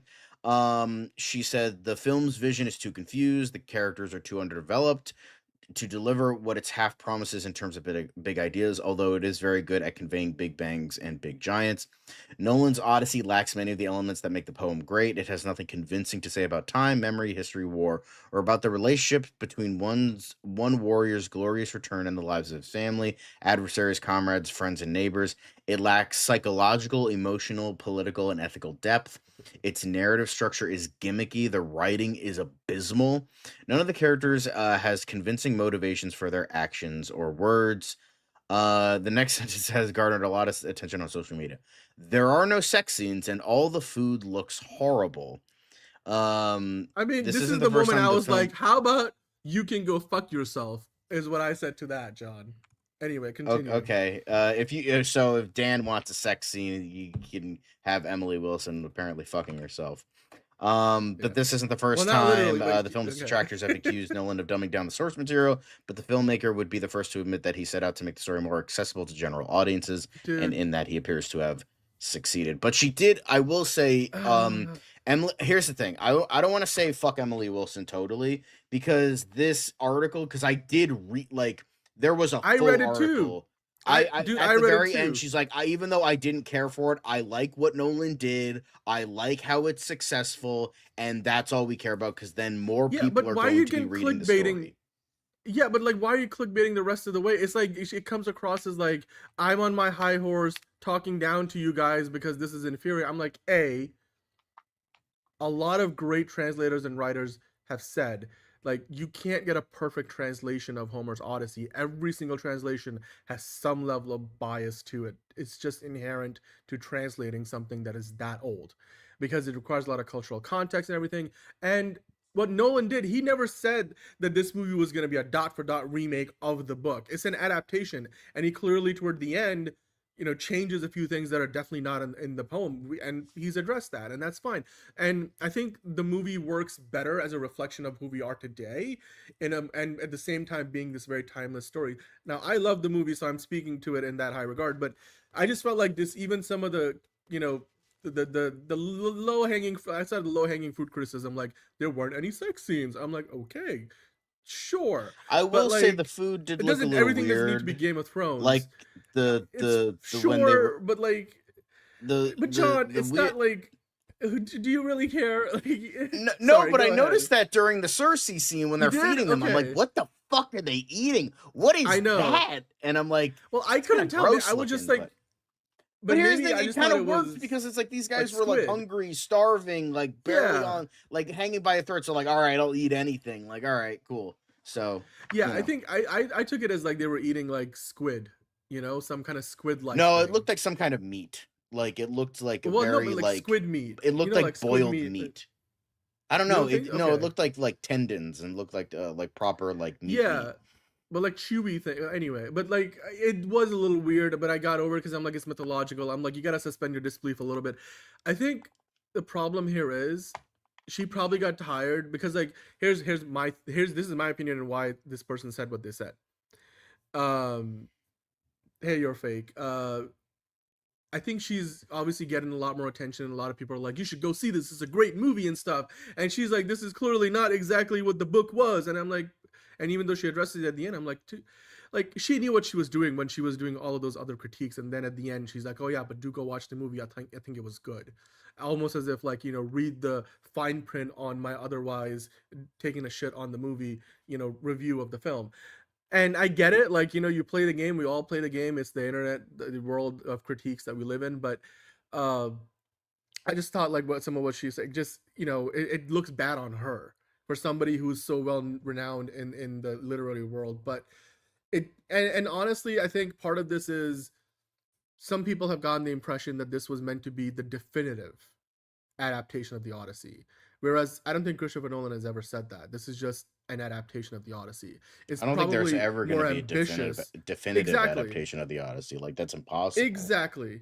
It's impossible. Exactly, John. So, like, this is probably the most ambitious direct adaptation of the Odyssey, but it's definitely not a definitive. And I think like that's her comments make a little more sense if you think of it that way.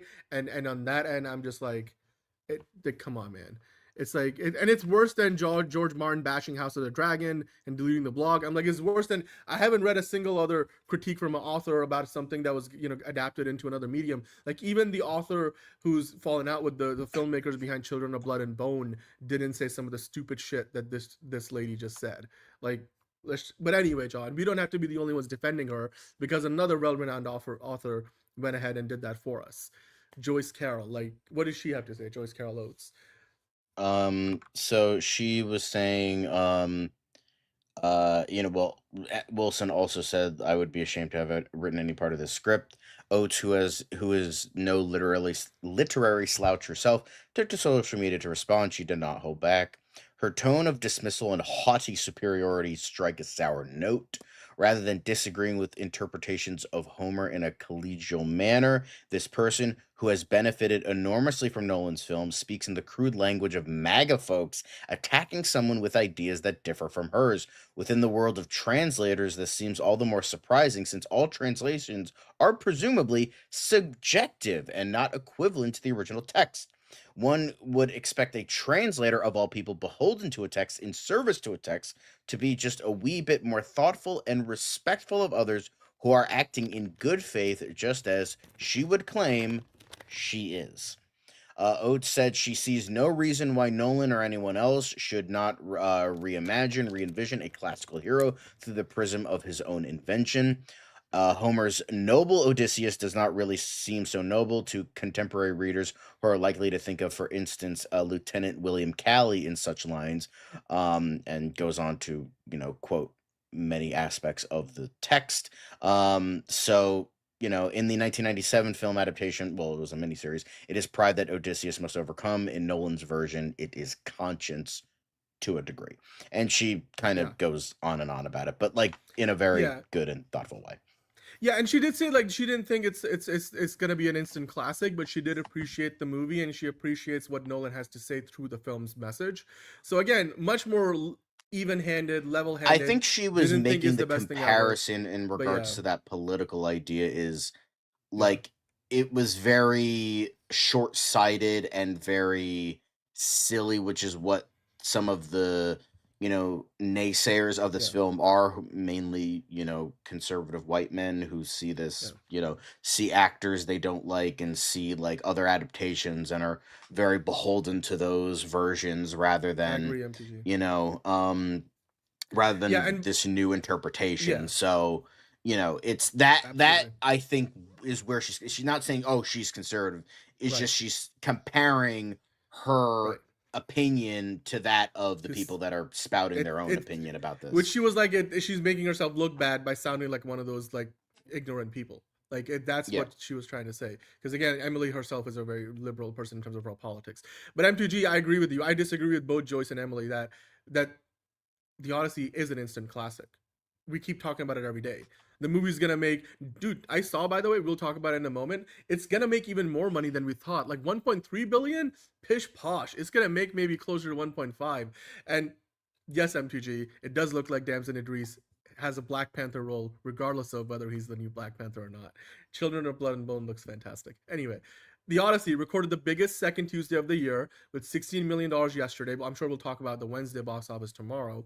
But it now has an impressive 320 million domestic. And as on schedule, John, it looks like it is going to surpass 330 million domestic today. And it has now passed 700 million globally in just 12 days of being in theaters. If you go back to the previous slide for a moment, they do now say, based on how well it's doing, it's already the second biggest non-Batman movie Nolan has ever made and released domestically. But dude, I read somewhere, if you go back to the Deadline article, I think it was in the Deadline article, that now they're predicting this movie could go as high as 1.5 billion at the box office by the time it's done. So like it's clearly it's doing so well, it's just gonna keep climbing.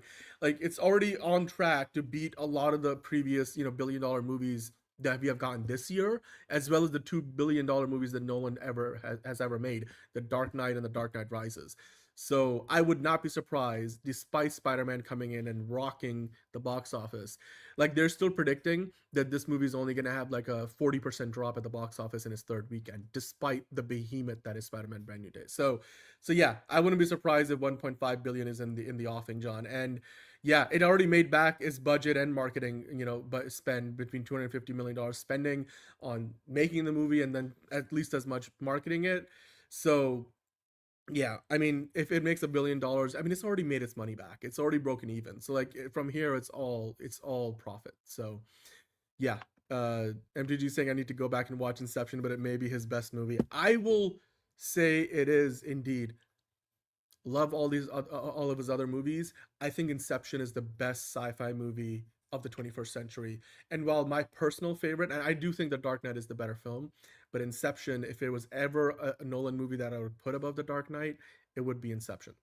So absolutely, I think Inception does not get enough credit these days. Just a pure sci-fi blockbuster. Like we don't get them very often.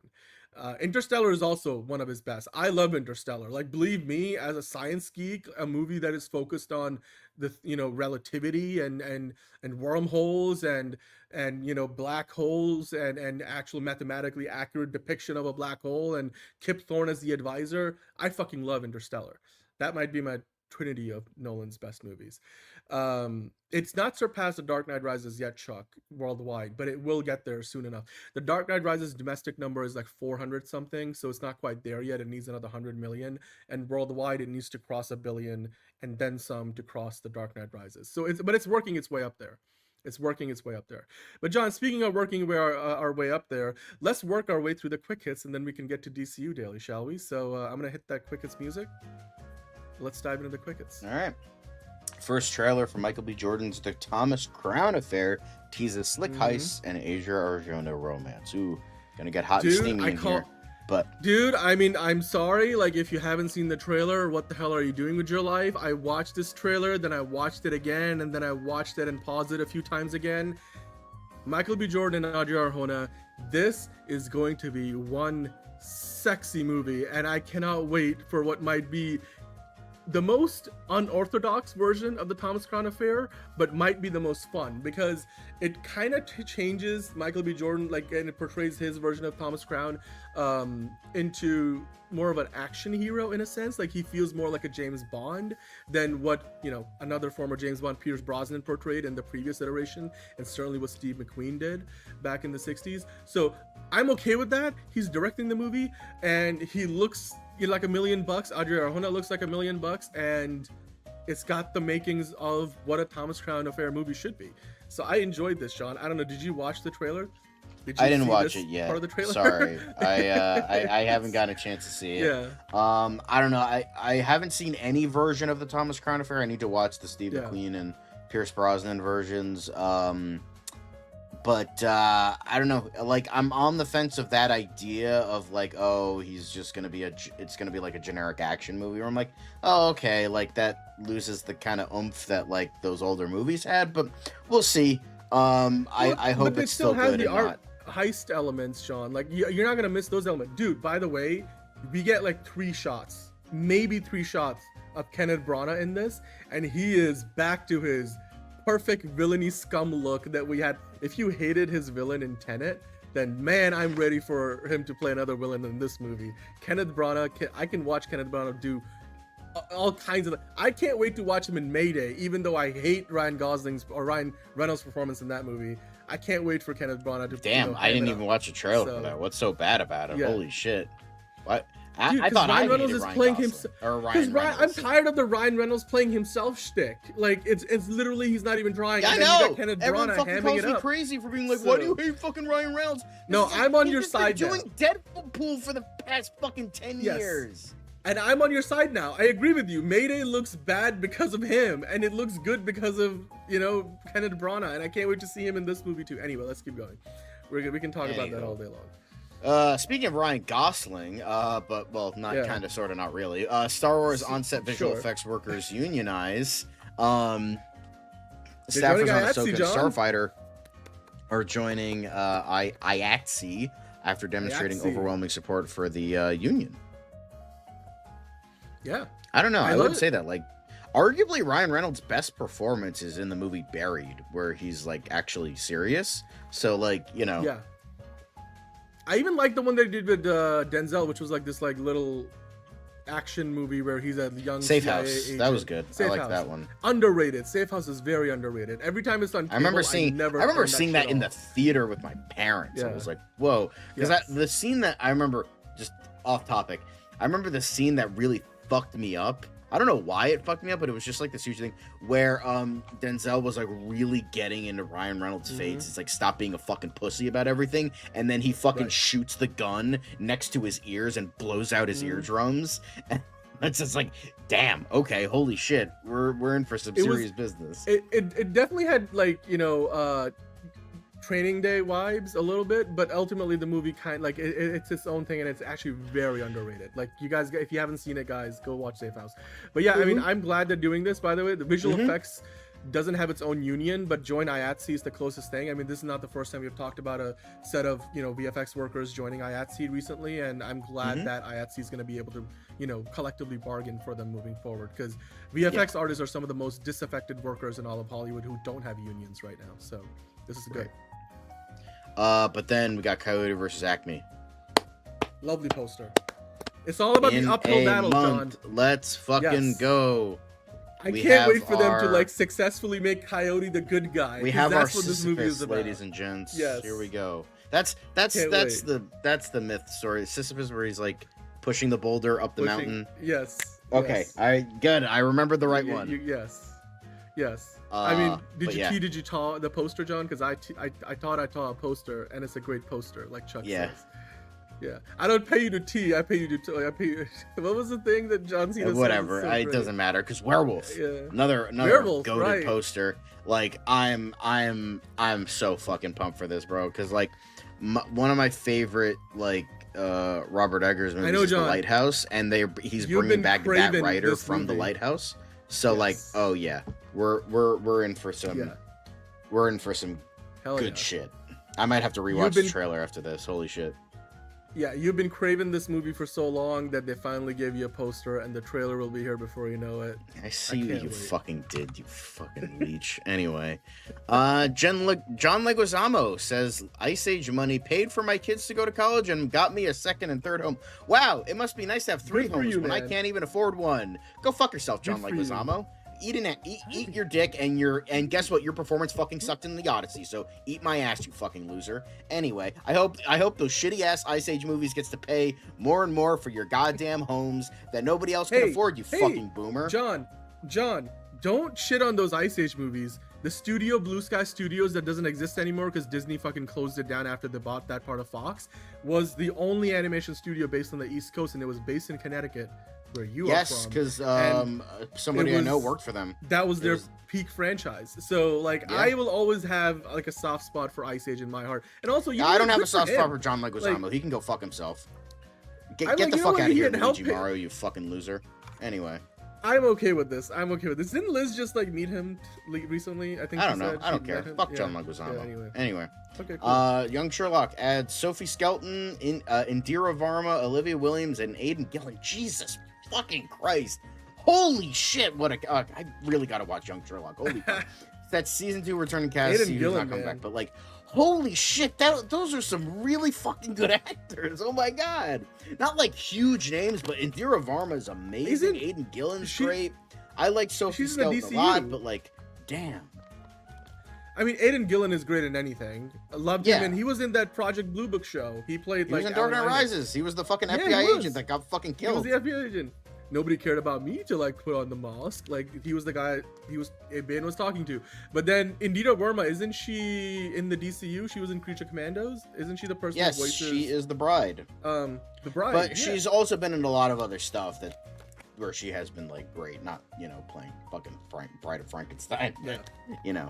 No, I'm saying, I mean, obviously not her. And Sophie Skelton was in Outlander, and she's kind of started off a little annoying in that show, which was kind of the point. But she definitely got better as time went on. So good stuff. All right, why would you shoot the guy, or why would you shoot the man before throwing him out of a plane? Anyway, but then we got Chat Power season 2 gets fall release date. Glenn Powell aims to lead South Georgia Catfish to college football playoffs in first look. I thought this was like a Catfish show moment for a second, but you know what? Yeah, I'm here I mean, it. It's not wrong. He's technically catfishing people. I guess that's kind of the joke. I think that's what. You know what? I'm here for it. it. Chat Powers is great. Can't wait for more. Can't wait. Yep. Jay Baruchel, among many actors to join Reacher for season 5, in addition to Kevin Durant, Amanda Ip, and Ciara Bravo. I think I recognize her. Was she on Big Time Rush? I think that might be that same actress. Yo, that's a throwback. Hold on, I gotta look that up. That looks like her. Hang on a sec. Oh shit, she was, dude. She was the sister, wasn't she? She was the sister of Big Time Rush. She was the sister. Yes, she was. Okay, wow. We just showed our age. Okay, let's move on. Holy shit, that's great. That's fucking great. She was really good in that show too. Yes. She was like kind of like Megan, but not quite, not as like evil and not quite as annoying. So like she was like annoying little sister, but like not. But she was like actually a likable character. Like I like. Well, nobody is better than Megan as like that particular. Like, Miranda Cosgrove was perfect in that. Yeah. Megan. That would be funny. Honestly, I could see that. Like have Alan Ritchson voice absolute Batman. Honestly, though, like when I see Alan Ritchson, the person, and the way he acts, because Reacher is nothing like his actual self in real life. He's more like Dad Castle. But I'm like, Alan Ritchson can kind of pull off the darkness of Batman, but I just don't think he has the range to pull off. No, he doesn't. He doesn't at all. Absolutely not. Yeah, but he's just big. Anyway. It's just the thing is, people see like, oh, Jack Reacher, he has brains and brawn. That means he should be Batman because Batman's the same. It's like, no, two very different characters. That's like Bill Skarsgård being like, I can play the Joker. I played an evil clown before. It's like, no, they're two very different characters. Yeah. Like he would be a very, very not accurate Damian Wayne. You're fake. But thanks for the suggestion. Let's move on. Anyway, Tom Holland was finally ready to host SNL and face his fear, but they're dark during the summer. I don't know what that fucking means. Basically, SNL is in its off season. They don't do that. The new season starts in the fall. So Tom Holland's like, look, I'm finally ready to face my fears and do SNL. But it sucks that they're dark during the summer. So he was joking around. But okay, I'm care. Sure he will get to do it eventually. Yeah. One of 2026's most unfair bombs is officially a streaming hit. Can fans help the sequel get made? No, it's not Supergirl. It is in fact Masters of the Universe. And they did number one. I remember we did talk about it. Like there was an article greenlighting a sequel. So I think they are. They are breaking. Yeah, they are, dude. Marvel, Yeah. one of the executives said it. It's not like, I don't think we have a news article and press release talking about it, but one of the executives said they are working on one, or like a sequel. Now, of course, once it hit Prime Video, it is now the #1 movie on Amazon Prime Video's top 10 most watched list. So I'm sure that will help. Like, for example, Moana 2 became a movie from a TV series because how highly watched the first Moana was on Disney Plus for years after it came out. So they were like, let's just turn this TV show into a movie, and they did, and Moana 2 made $1 billion. So I'm sure Amazon can learn some similar lessons depending on what the numbers tell them about, Master of the Universe on Prime Video. Yeah, good for them. But going. Next up, the Westwood Bruin Theater eyes mid-October reopening as Toronto-based exhibitor takes over lease. I don't know what this is. What is it? So this is okay. So the Westwood Bruin, John, is another one of those classic theaters that basically shut down during the pandemic years. So like we talked about recently, Sony is reviving the Cinerama Dome. So this Toronto-based exhibitor is bringing back the Westwood Bruin. There's a theater next to it that I believe John Watts recently bought and is reopening as well. Another historic theater. They actually have a 35mm and 70mm projectors there, and they're looking to add 2 more screens. So they've already had studios reach out for premieres and early screenings, which is great. So another classic Hollywood theater in LA that's being brought back, which is good for the movies. I love it. This is the kind of theater you want to premiere your movie at. So yeah, good for them. Good for Hollywood. Good for us. Dune Part 3 got the trailer trash makeover. Dude, like somebody went and like turned it into like a parody almost. Like there's like. It just looks like a comedy now because he's wearing like the shirt with the. Okay. It's definitely Marco sent this. Of, that guy who edited all those Marvel trailers, and he had to delete his account because he got copyright strike. Yeah. But yeah, that's funny. I love, and he's drinking. This is hilarious. I love watching this. Thank you, Marco, for sending this in. This is shout out to Marco for that one. Peak. Anyway, you know what else is peak? Ben Affleck winning Who Wants to Be a Millionaire for his Eastern Congo initiative along with Jamie Ding. Cool. Ain't that nice? Way to go, Ben. Anyway, thanks for watching the quick hits because we're done. We're done with the quick hits. Now let's move on to DCU Daily, but first we gotta get rid of this. We gotta get rid of that and then say, thanks for watching and then move on. And moving on to DC we are. So let's do it. It's another project that's been blessed from the beginning. There's the shot right there. That. Okay, we don't need to see right there. Hey, buddy, eyes up here. Now you want to get nuts? Let's get nuts. Here we go. Victory mine. Ask me how am I doing? I'm telling you, really, I'm doing sublime. I never wait in the stewardess line. I just go do it. I'm moving my time. Really had nothing to do with it. How am I moving? I'm moving like you want to shine. Follow my lead. Don't listen to lies. I had to put me all in the line. That's why I know that victory's mine. I prefer Jared Leto. Hunka hunka.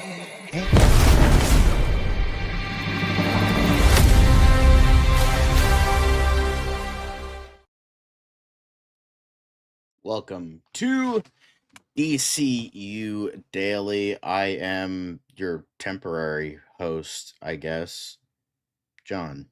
Lovely to be with you guys after I was away for pretty much half the show. Thanks. Spoilers. Thank you. Blue Lantern. Hold on to your nuts. Light them bat signals. Pray for Supergirl. More Katna saying honka honka. Ain't that a switch up? Are you even still here, Caleb? Come on. You got other people saying your catchphrase for you. What kind of shit is that, bro? Come on. What are we doing here? Anyway, let's get into the show because Dan is still, I don't know. He heard it. He saw Adria Arjona, so he's fucking, I don't know, jerking off somewhere. But I put the wrong thing up. Anyway. But first thing we do is talk about the quick hits because we gotta be quick on the draw. So let's be motherfucking quick. The first thing is apparently Jimmy Tatro talking about being Gorilla Grodd.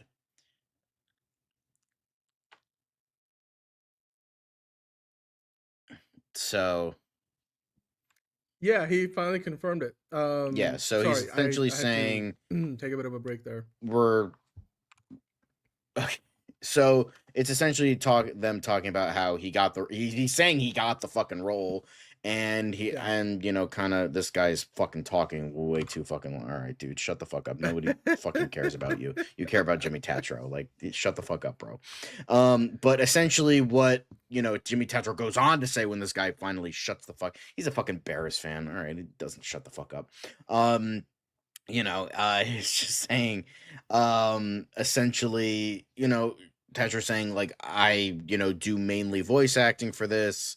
It's gonna have, they're probably gonna do a little bit of motion capture with his facial expressions, but like not a lot. It's mainly just gonna be voice acting. So I'm like, okay, that seems, but obviously he's eventually going to play the character in live action because that's James Gunn's rule. Animation, live action, gonna be the same. You know, I mean, I'm glad that we're not gonna get somebody in a monkey suit. You know, I'm glad they're not going. That would be funny though. Just like a guy, just like in a Spirit Halloween costume. That'd be the wrong kind of money-saving move by James Gunn and Peter Safran. So I'm glad it's gonna be animated. No gorilla suit. Yeah, I know. Aren't you disappointed? I want to see 6-gun gorilla. Damn it. The DC's The Office with DC Crime. Yeah, it sounds like it's gonna be like The really hope Office. it's not like The Office. That would be so dumb. It's such a bland and Can you lazy imagine way to that, do like, it. sit Gorilla Grodd down and he's like, and that's where I knew Jimmy Olsen was a shit, you know, piece of shit or something. It's like, or he's, I don't know, Gorilla Grodd talks, right? He talks anyway. Yeah, he uses telepathy to voice his thoughts into other people's heads. He doesn't actually move his lips. So, which I'm sure is how they're gonna go about doing that. So anyway, let's keep going. Next, Mick Giacchino, the very talented son of Michael Giacchino, talks about the score for the Penguin and how it is the demented cousin of the Batman score, like kind of running parallel but very different. Oh, that's even worse. That's even worse. Please God, no. Well, basically, just make it its Mick own thing. Giacchino- Just make it its own thing, and we're good. We're good. Yeah. What Mick Giacchino was basically saying is that we didn't have as much of the budget as the movie did, so we had to get a little creative. And then, you know, he kind of wanted to be a little more twisted sounding because, like, the Penguin goes to some dark places in the show, as we know. Yeah. Fuck Vic. So I'm happy to hear this. Yeah. I mean, Mick Giacchino is. I mean, you talk about a father-son duo, like a power duo working in the industry. He's you know a guy. He's the perfect prodigy to Michael Giacchino, and he's doing great work. I mean, this is great. I love the synergy between the movie and the TV show in that cinematic universe. Yeah. Whenever if only we would the get next movies TV show, on time, then, you know, we can appreciate them. Well, if more, the Poison but, Ivy show comes out in time, then maybe he can do that. Hey, look, it's Arizona, Dan. Oh, hello. Hey. John, you're not putting this on me? You are the bigger fan of Age Arjona here. I'm just trying to get on the bandwagon. That's all. But like, we actually have this clip. Let's play the clip because she's talking about Man. Yeah, I'm sure you want to play the franchise like that, and you know, it's like a really big commitment. It's a lot of pressure. It could take up a lot of your time going forward. What is something about that particular story, or maybe the character you're playing, that made you stop and think like this feels right for me right now? I would have something to gain from this as an actor who's always looking to evolve my craft. I mean, I think it's definitely the character, but more than anything, it's who I'm sort of jumping into a family with, and you know, James. It's family. First step to foot on was thanks to James Gunn and Peter Safran. So I've known them for 13 years or something like that, for Balco Experiment. And it was such a great experience. We danced salsa in Colombia. We really bonded, and we've stayed in touch through the years. And they put me through it, even as a family member. And Your brother never told you never threaten a man's family?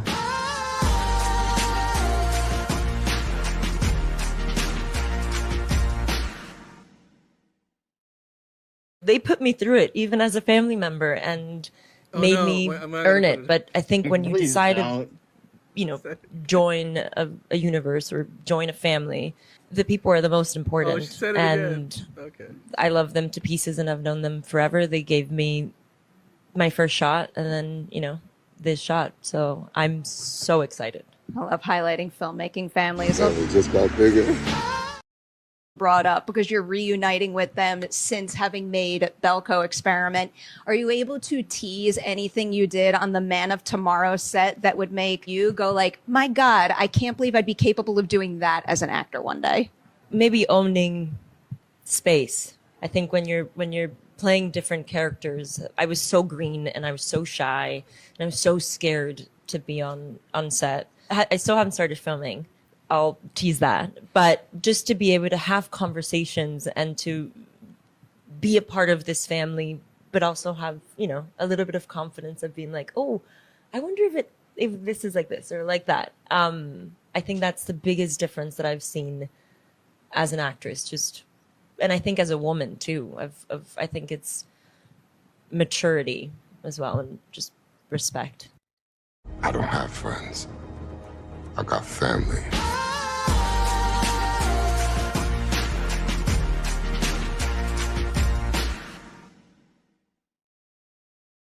That was like taking a shot every time she said the word family. Let's keep going. Apparently I didn't notice this while I was watching the movie. Maybe I did. I don't know. I noticed it, but I wasn't sure if I was the only one. So now that somebody has the digital version and actually pointed it out, I'm like, it wasn't just me. It actually happened in the movie, John. They literally. I probably was like, oh, that was twice. weird, and then moved on. Like, didn't think about it. Like, maybe I subconsciously noticed it, but I don't remember this specific being like, oh, they used the same exact shot. But it's just like, they used the same exact shot twice. Yeah. So, and you know what's weird? I think that's not the only time that happened in the movie. I feel like I remember at least one other instance of this. Maybe not from the same scene, but I'm like, this movie definitely got wrecked in post-production because this is the kind of thing that only happens when you have edited it up and I think down, it got left wrecked and right. when they picked the wrong fucking writer and director for this movie. Yeah. So, but wow. So yeah, what are you gonna do? This is like what Roger Corman would fucking do, and Roger Corman did it better, and he had a fucking a literal shoestring for a budget. It's like, guys, for a come movie on. that they spent $180 million on, there's no justification that you're gonna literally so blatantly gonna repeat the same shot twice. It just doesn't you gotta do better than that. But you know what? Speaking of doing better, let's see what James Gunn did better today, because we got to talk about what did the Gunn say, John. Let's get into that. But James Gunn says maybe half the names on a circulating Man of Tomorrow cast list are confirmed. So that's interesting. That is the cast list. So in terms of 110% people in the movie is Superman, I would fucking hope so. We've seen Lex the photos. Luthor, Lois seen Lane, the photos. Brainiac, Millie Alcock. I'm pretty sure James Gunn did say that Millie Alcock is 100% going to be in the movie. Mm-hmm. Adria Arjona was cast as Maxima, and she said she hasn't shot her scenes yet, but she said she hasn't shot her scenes, but that's pretty. But it confirms that she's going to be in the movie. She said she's in the movie. Yeah, absolutely. So she's confirmed. Jimmy Olsen. They haven't said Skylar Gisondo is in the movie, so that's kind of given up that in the the air. Daily But Planet is going to be there. But it's assumed because they are filming scenes at the Daily Planet. We did cover that a couple days ago, and it's assumed that those people are coming back. Sarah Sampaio is probably back as Eve Tessmacher. That's more of an iffy one. Yeah. That's iffy, but I can see it but she's probably not going to have a major role. And then this is kind of we're getting into iffy area of Justice Gang is most likely going to appear. I mean, Jon Stewart is 100% confirmed because he's hey, I just got done filming. So that's definitely confirmed. Frank Grillo Mr. Terrific is not Mr. Terrific, confirmed. I think, is the only one that's kind of up in the air. Yeah. Hawk Girl, we know was the first one we heard about after they announced the movie. But yeah. And then Guy Gardner is kind of up in the air, but most likely. Yeah. Frank Grillo as Rick Flag, he's most likely going to be. The engineer, I don't think is going to be in it. I don't think the engineer. That one I'm not so sure about. Yeah, I agree with you there. Because the thing is with the engineer is like he was there to like kind of sort of set up the authority, and since that is not happening, I think they're just gonna quietly kind of get rid of her. Nothing against De Faria. I think she did a decent job with the role. I just think she was Maria a bit Gabriela superfluous in the overall narrative. Blue Beetle's pretty much confirmed because like it's pretty much like they've confirmed it but also haven't, but pretty much they have kind of thing. Technically he hasn't confirmed it, but like Deadline Matthew Lillard, I think well, no, he was cast. Like James Gunn literally put a photo of him up. That's confirmed. Like he put a photo, confirmed, like, and then both Ma and Pa Kent should be in the movie. I think Neva Howell did say that she's like, I'm gonna be in the movie. Mr. Handsome, we don't fucking know, and honestly, we don't fucking care. One. I don't think he's gonna be in there because like I don't think he's gonna be in it. Sidney Happerson, I don't know. I don't think so. And then Alan Tudyk, Millie Alcock confirmed that Alan Tudyk was on set when she was filming. So she said he was like the funniest man on the set. So yes, obviously. So but he could be playing other characters. Alan Tudyk doesn't necessarily mean he's playing Superman robot. No, but she mentioned him as Gary. Like he is definitely. Oh, Gary. She did. Yes, you're right. Okay. So going off gonna of be in it.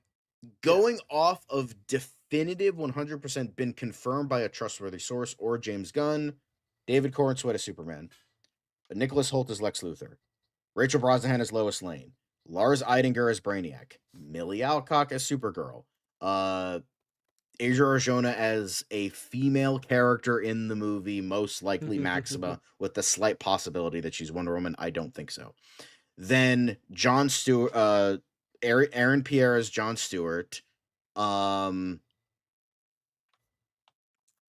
Tudyk as Gary, and Matthew Lillard as somebody. Everyone else is like kind of up in the air. Some are like maybe confirmed, but the ones I just mentioned, those are definitive 110% are going to be in the movie. They either confirmed it or James Gunn confirmed it, or a trustworthy source like Deadline, Variety, Hollywood Reporter confirmed it. Including Blue Beetle, right? Yeah. I don't know. Blue Beetle is like still like kind of. But all the trades picked it up, so I'm like, if you're saying Deadline, like Deadline, Variety, and the Hollywood Reporter, I guess so. And the Okay, we'll throw Blue it, Beetle in there, but the thing is, Jimmy Olsen, Eve Tessmacher, the Justice Gang, Frank Grillo. I love how I just keep calling him Frank Grillo. Rick Flag, engineer, Mr. Handsome, and Sidney Happerson are all maybe not, and the engineer. I think the most likely one to not be in it is probably Mr. Handsome. Like Mr. Handsome and the engineer, I don't think are going to be in the movie because it's like Lex Luthor is kind of on his own. He's working for Argus kind of thing. He's not going to have his like trustworthy people. Meanwhile, if like in terms of Lex Luthor people coming back, Sidney Happerson's the most likely because Frank Grillo might be is going to be in the movie. Actually, Frank Grillo is another one because he posted on Instagram that he was filming the next day for Man of Tomorrow. So add Frank Grillo. He's definitely in it. Yeah. Several times you confirmed it. Also, so I forgot about that. My bad. But Sidney Happerson's with like kind of the that crew because we saw that at the end of Peacemaker. So with that, if there's anybody, the most likely is Sidney Happerson, but I don't think the engineer is in it. I don't think Mr. Handsome is going to be in it. So, okay, Steven. Yeah.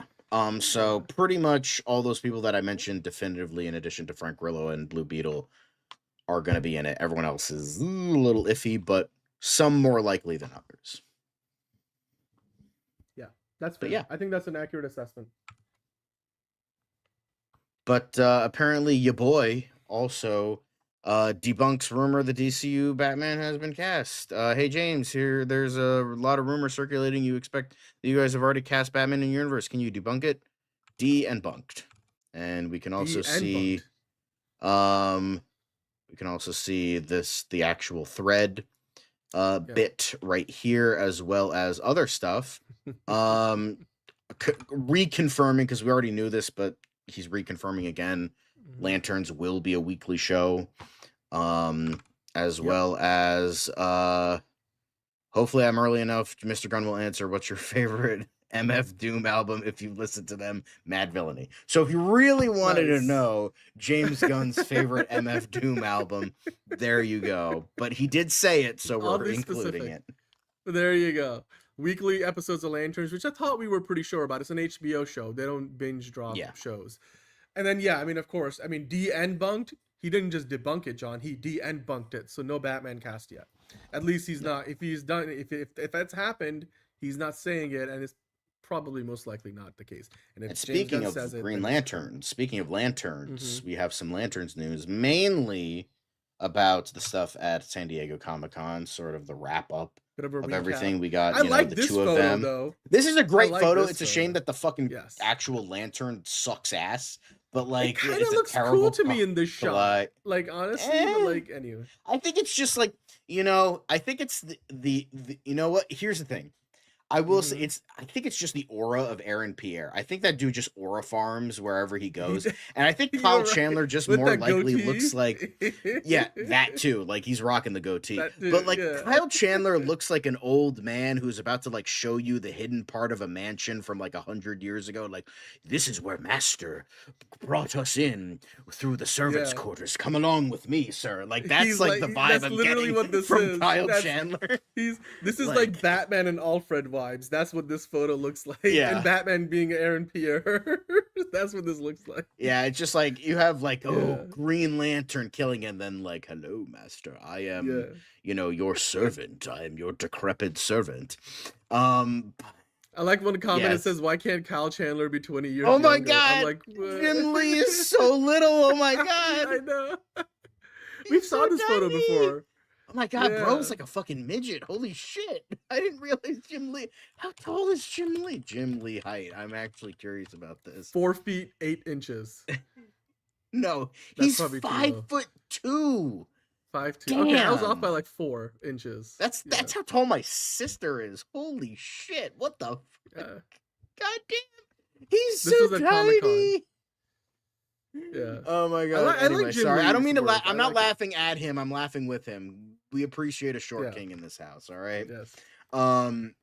We got Mr. Meeseeks. We got the Lantern San Diego Comic-Con like goalpost thing that, or street post that they were showing off before.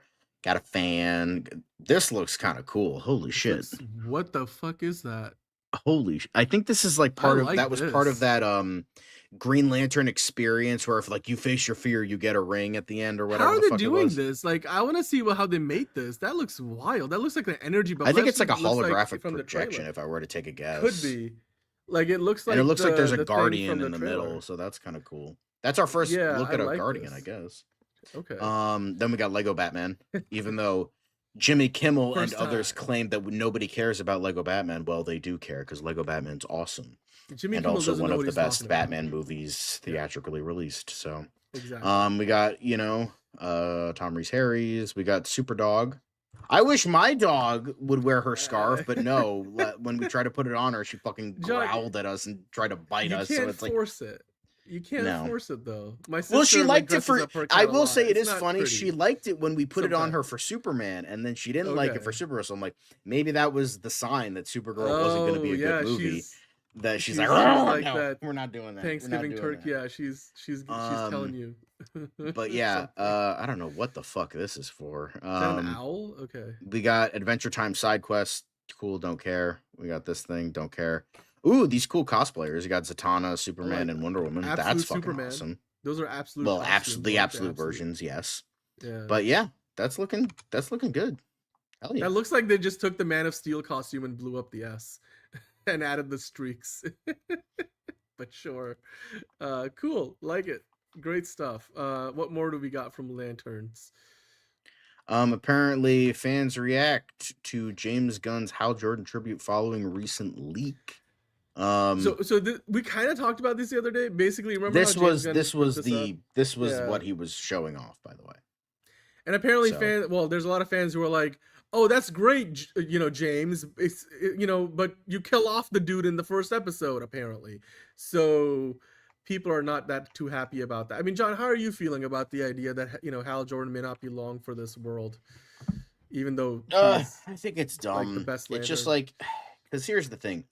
if we got, like, for instance, if like Green Lantern 2011 was a success and we got like a trilogy of movies or we got a cinematic universe because of it, and then we eventually with Hal Jordan dying in the first episode, I'd be like, okay, at least we got a lot of stuff with Hal Jordan. We haven't gotten anything with live action Jon Stewart. Boom. Okay, great.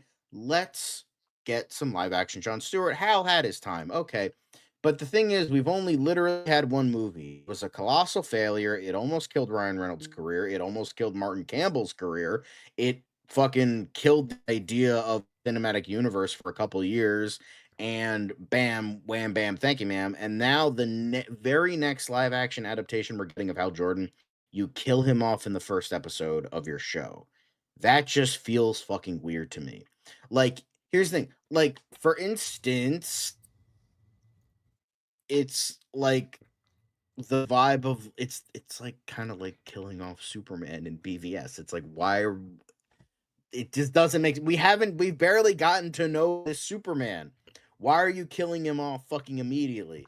Now there could be the twist that's, oh, he dies, but he comes back as paralyzed. I know James Gunn said once people are dead, they stay dead, but I feel like that's a circumvent like kind of thing, like he's back but he's a villain now, or they bring him back as Spectre, which I know nobody liked in the comics, but like it happened, so maybe they're doing that. I don't know, but it just feels weird that it's like at least like I guess in the realm of everything, like Henry Cavill dying in his second movie, at least we've gotten like, and he like never came back. I'd be like, okay, well, at least we got Christopher Reeve, we got Brandon Routh, we got other live action Superman that it's like, okay, it sucks that we didn't get that, but at least we've only gotten one other live action Hal Jordan. If like you don't count the Legends of the Superheroes from 1979, nobody fucking counts that. So of course we're not gonna count that, but it's just technically we got one special from the 70s and then Ryan Reynolds, and that's it. That's all we got. And now you're killing off the greatest Green Lantern, the most popular Green Lantern after one episode. I understand he's going to be in the whole show. It's going to be a whole thing. We got it. I understand. However, it just feels weird to me that they're doing this, if this is true. I mean, to be fair, this rumor has been corroborated by a lot of people. I'm not talking about Jeff Snyder. I'm talking about like actual factual, like a lot of people have seen the first 4 episodes now. That's why that's when this came out. Like a bunch of critics got sent the first 4 episodes of the show. Right. So that's what I'm saying. So but right. Yeah, it just feels weird to me that they're like kind of doing that. I don't know. It's just yeah. Well, I mean, I don't know if they want to. This is the thing. I'm not so sure about jumping into parallax right away, but also right away could be relative. Like, right away could mean like 4 or 5 years down the line, but at the pace at which these projects are coming out. So, yeah. All right. Well, I guess let's see how it all plays out over time. I like how this guy was like, Hal Jordan is powered by will, and yet you hired the one guy to write your show, Tom King, who doesn't understand what willpower is. Let's be honest, right? I don't even know what the hell will is, do you? It's like, yeah, thanks for that, Tom King, you fucking idiot. Anyway. Yeah. Doesn't he get die in the first episode? I hope I don't get humiliation. Meanwhile, the humiliation factory called DC. But if the show is good, you know what? That's always the key. I wouldn't mind it if they make it count. If they do kill him off, but make it count. You know? So yeah. This one's crazy. Be honest, James, you hate Hal and you're killing him off because you're jealous of the fact he can have sex with women without having to offer them movie roles and make out sections with John Cena. Damn. Okay. Ouch. Wow. I think James Gunn might have a thing. A whole new audience anyway, Rebirth. A whole new audience, Red Flag anyway, Rebirth by Jeff and Ethan is the best. Don't pretend your whole goal is to demean and destroy boys and these girls. characters. Damn. Ouch. All right. Okay. Let's keep going. I think that's about all we got for Lanterns for now. Yes. We gotta talk about. Now we can move on to Batman, the Batman of Batmans, and the Batman Part 2. Something's in the way again. Let's talk about something in the way. Anyway, gotta. Again, let's get into What do we got today? More from the set photos, basically, and Oh also boy, Robert more set Pattinson. videos. Yay, I Dude. can't wait. Give me the fucking movie. How about that? Apparently somebody will suffer a serious injury. A recent video showed Joffrey Wrong and Foxy English on a bridge surrounded by Also known as GCPD Jeffrey Wright and Brian Terry Henry's stand-ins. Sure. You idiots, you got their stunt doubles. Anyway, we had heard that Henry, not Sebastian Stan, had been cast as Harvey Dent Two-Face, which would seem to indicate that the Eternal Star character is working with Jim Gordon at the very least. Now we have a closer look inside the back of the ambulance. We did talk about that yesterday. Several people appear to be moving around the vehicle. We previously saw an actor who looked a lot like Charles Dance in a wig, but the individual on the stretcher has really piqued interest on social media. Read this next one slow. Hold on. Go slow with this. This is the interesting part. Okay. It's difficult to make out many details, but it initially looked like the guy on the stretcher might be wearing a mask or of some description, or has heavy facial scarring. Our first look at Court of Owl's talent, or Victor Zsasz, perhaps. Probably not, as some updated posts appear to reveal that it's actually Jim Gordon, who presumably gets taken out of commission with an injury at some point in the movie. So we did see this, the other day of that. Mm-hmm. So people were theorizing it's Victor Zsasz, Sebastian Stan's character, potentially. But it could simply be Jeffrey Wong, played by Jeffrey Wright in the movie, as Detective Jim Gordon. That sounds confusing. But basically it's Detective Gordon, like you said. Which theory do you believe? Is it Jeffrey Wright? I think it's Jeffrey Detective Wright. Gordon? Yeah, it makes Or- sense okay. why, because it looks like they were working closely on the bridge, and then that makes sense that he's in the back of the ambulance. So. Okay. Yeah, there's probably a reason why they brought Jeffrey Wong to the set that day. But yeah, all right. So John, this wasn't even Also, the best hi, Ron. part of today. Let's go to this video because Suki Waterhouse, the wife of Robert Pattinson, she was recently talking about how she calls him Rob because obviously she does. She's his wife. FaceTime their daughter from the set of Batman, and let's see what she had to say because I think it's both funny and awesome at the same time. And then we have a photo of what Robert Pattinson supposedly looked like on FaceTime as well. So let's watch this. And then I've got she's on FaceTime to her dad, who today is covered in blood with huge black circles around his eyes, and I'm like, hi, is it fine? And we're just like, it's fine. And do you know what? She really doesn't actually. She doesn't seem comprehend to notice. She notices she calls him Daddy Batman now because he's always dressed up like that for the next 7 months, whenever he's on FaceTime. Yeah, So- that's it.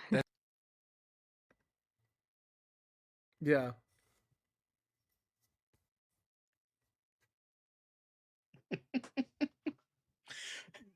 The vibe I get from his face is just like, all the other kids are bullying me. Can you come pick me up?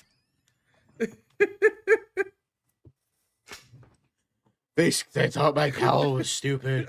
Can you come pick me up? Daddy Batman, I love this photo. Oh my god, I'm getting bullied by the other Batman. Alfred, come pick me up. Joffrey Wrong is making fun of me again. They think I sound like I have throat cancer. They said Daddy Nirvana was Batman. stupid. I love that Daddy Batman is a thing now, and of all the people, is Robert Pattinson basically being the emo. What was he Edward? Was that his character from the Twilight Saga? Yeah, Edward Cullen. Yeah, God, this is funny though. But apparently, yeah, he was. His character probably gets into some kind of physical, real physical fisticuffs in the movie with whoever the villain is because he's bleeding and all. So I don't think he ever bled in the first film. Do you bleed? Apparently, Robert Pattinson's. I was a boy. Now I'm a bat. My suit is cool because I designed it myself. Daddy's boy.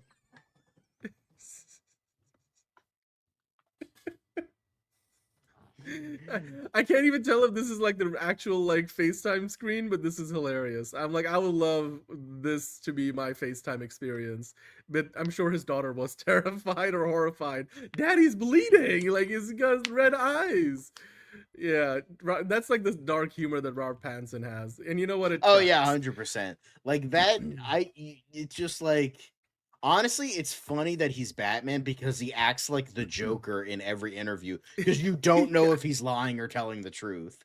Like, I'm pretty sure, like, and I'm not saying this to be mean. I'm saying this like because like there are people like this. I think you could kind of technically like categorize Robert Pattinson as a sociopath because of how he acts and like how like he just and which is not a bad thing. Like that's not like a because there are plenty of great functional people in society that just don't have that level of like emotion that some people have. I don't think maybe the sociopath is like a little bit too extreme, but it definitely feeds it. Like he has like something that like prevents him like from like acting fully human, which works because you know it works as Batman. Like he's you know it's just like what did you do? People don't relate to you, but I do, and you know like that's kind of what it is. But it's definitely kind of that like vibe a little bit. Like he's just like I remember he was like doing I think because he was doing an interview with Jennifer Lawrence for Die My Love, and he was doing the lie detector test, and he was like passing everything, and he's like it didn't show he lied, so he's like he's actually good at like lying through his teeth to the point like even a lie detector can't pick it up. It's very easy to fool a lie detector, to be fair. True. But he was like, because Jennifer Lawrence like asked him like his shoot, like they had the list of questions and like, oh, if you had the chance to like come back as Edward Cullen, would you come back? He's like, oh yeah, sure, I absolutely. She's like, why? She's like, he's like, I love taking roles from younger actors. Like it's just like the way he talks. It's just like this guy clearly is not right in the head, but like to the extent where it works for acting and a weird sense of relatability that like it works. Like because he said this, he's like I'm totally Gen Z. She's like, how old are you? He's like, no, I'm totally Gen Z. It's vibes. It's vibes. She's vibes. Like, what year were you born? He's like, it's vibes. Like like as someone who can technically be categorized as Gen Z, it kind of depends on the day for me. But like sometimes I'm categorized as Gen Z, sometimes I'm categorized as millennial. It's like I'm born in that weird area where I'm like kind of can be either or. But like I would just like to say this on the behalf of Gen Z. We formally adopt both Robert Pattinson and Ryan Gosling as honorary Gen Z because they are 100% Gen Z, even though pure vibes, but not actual age. They are 100% Gen Z. They've got the main character energy going. That's what it is, John. Yeah. Daddy Batman. That's hilarious. Awesome. Well, you know what? This movie's going viral while they're still filming it. Now they're moving. Actually, they've already moved to Glasgow, John. So they were filming in Liverpool. Now they're filming in Glasgow. And apparently, there's a lot of spoilery shit now being shot where, I mean, somebody reported that there's people dressed in, owl masks in the ballroom scene.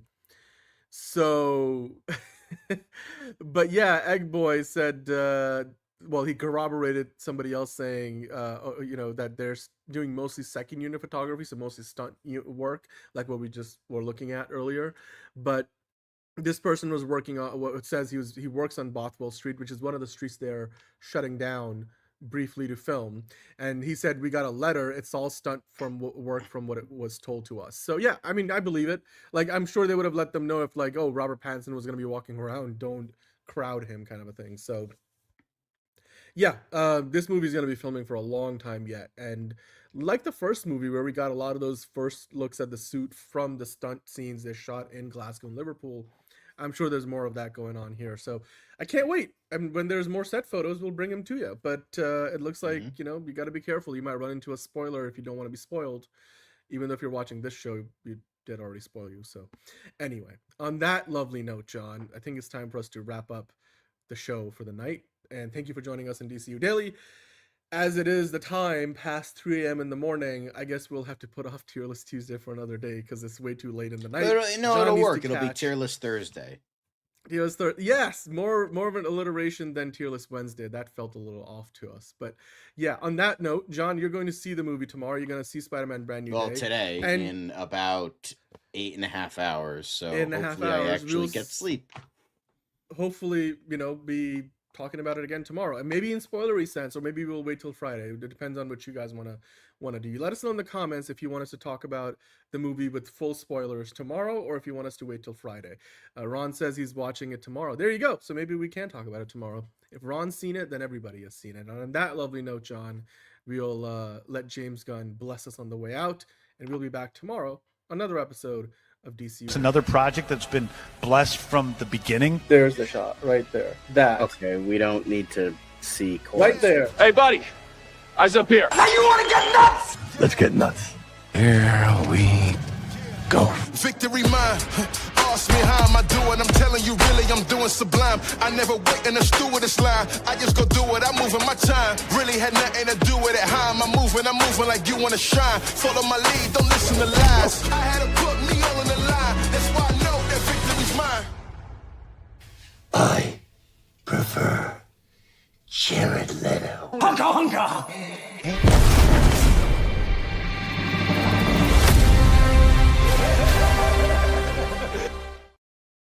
Remember, fuck Tom King.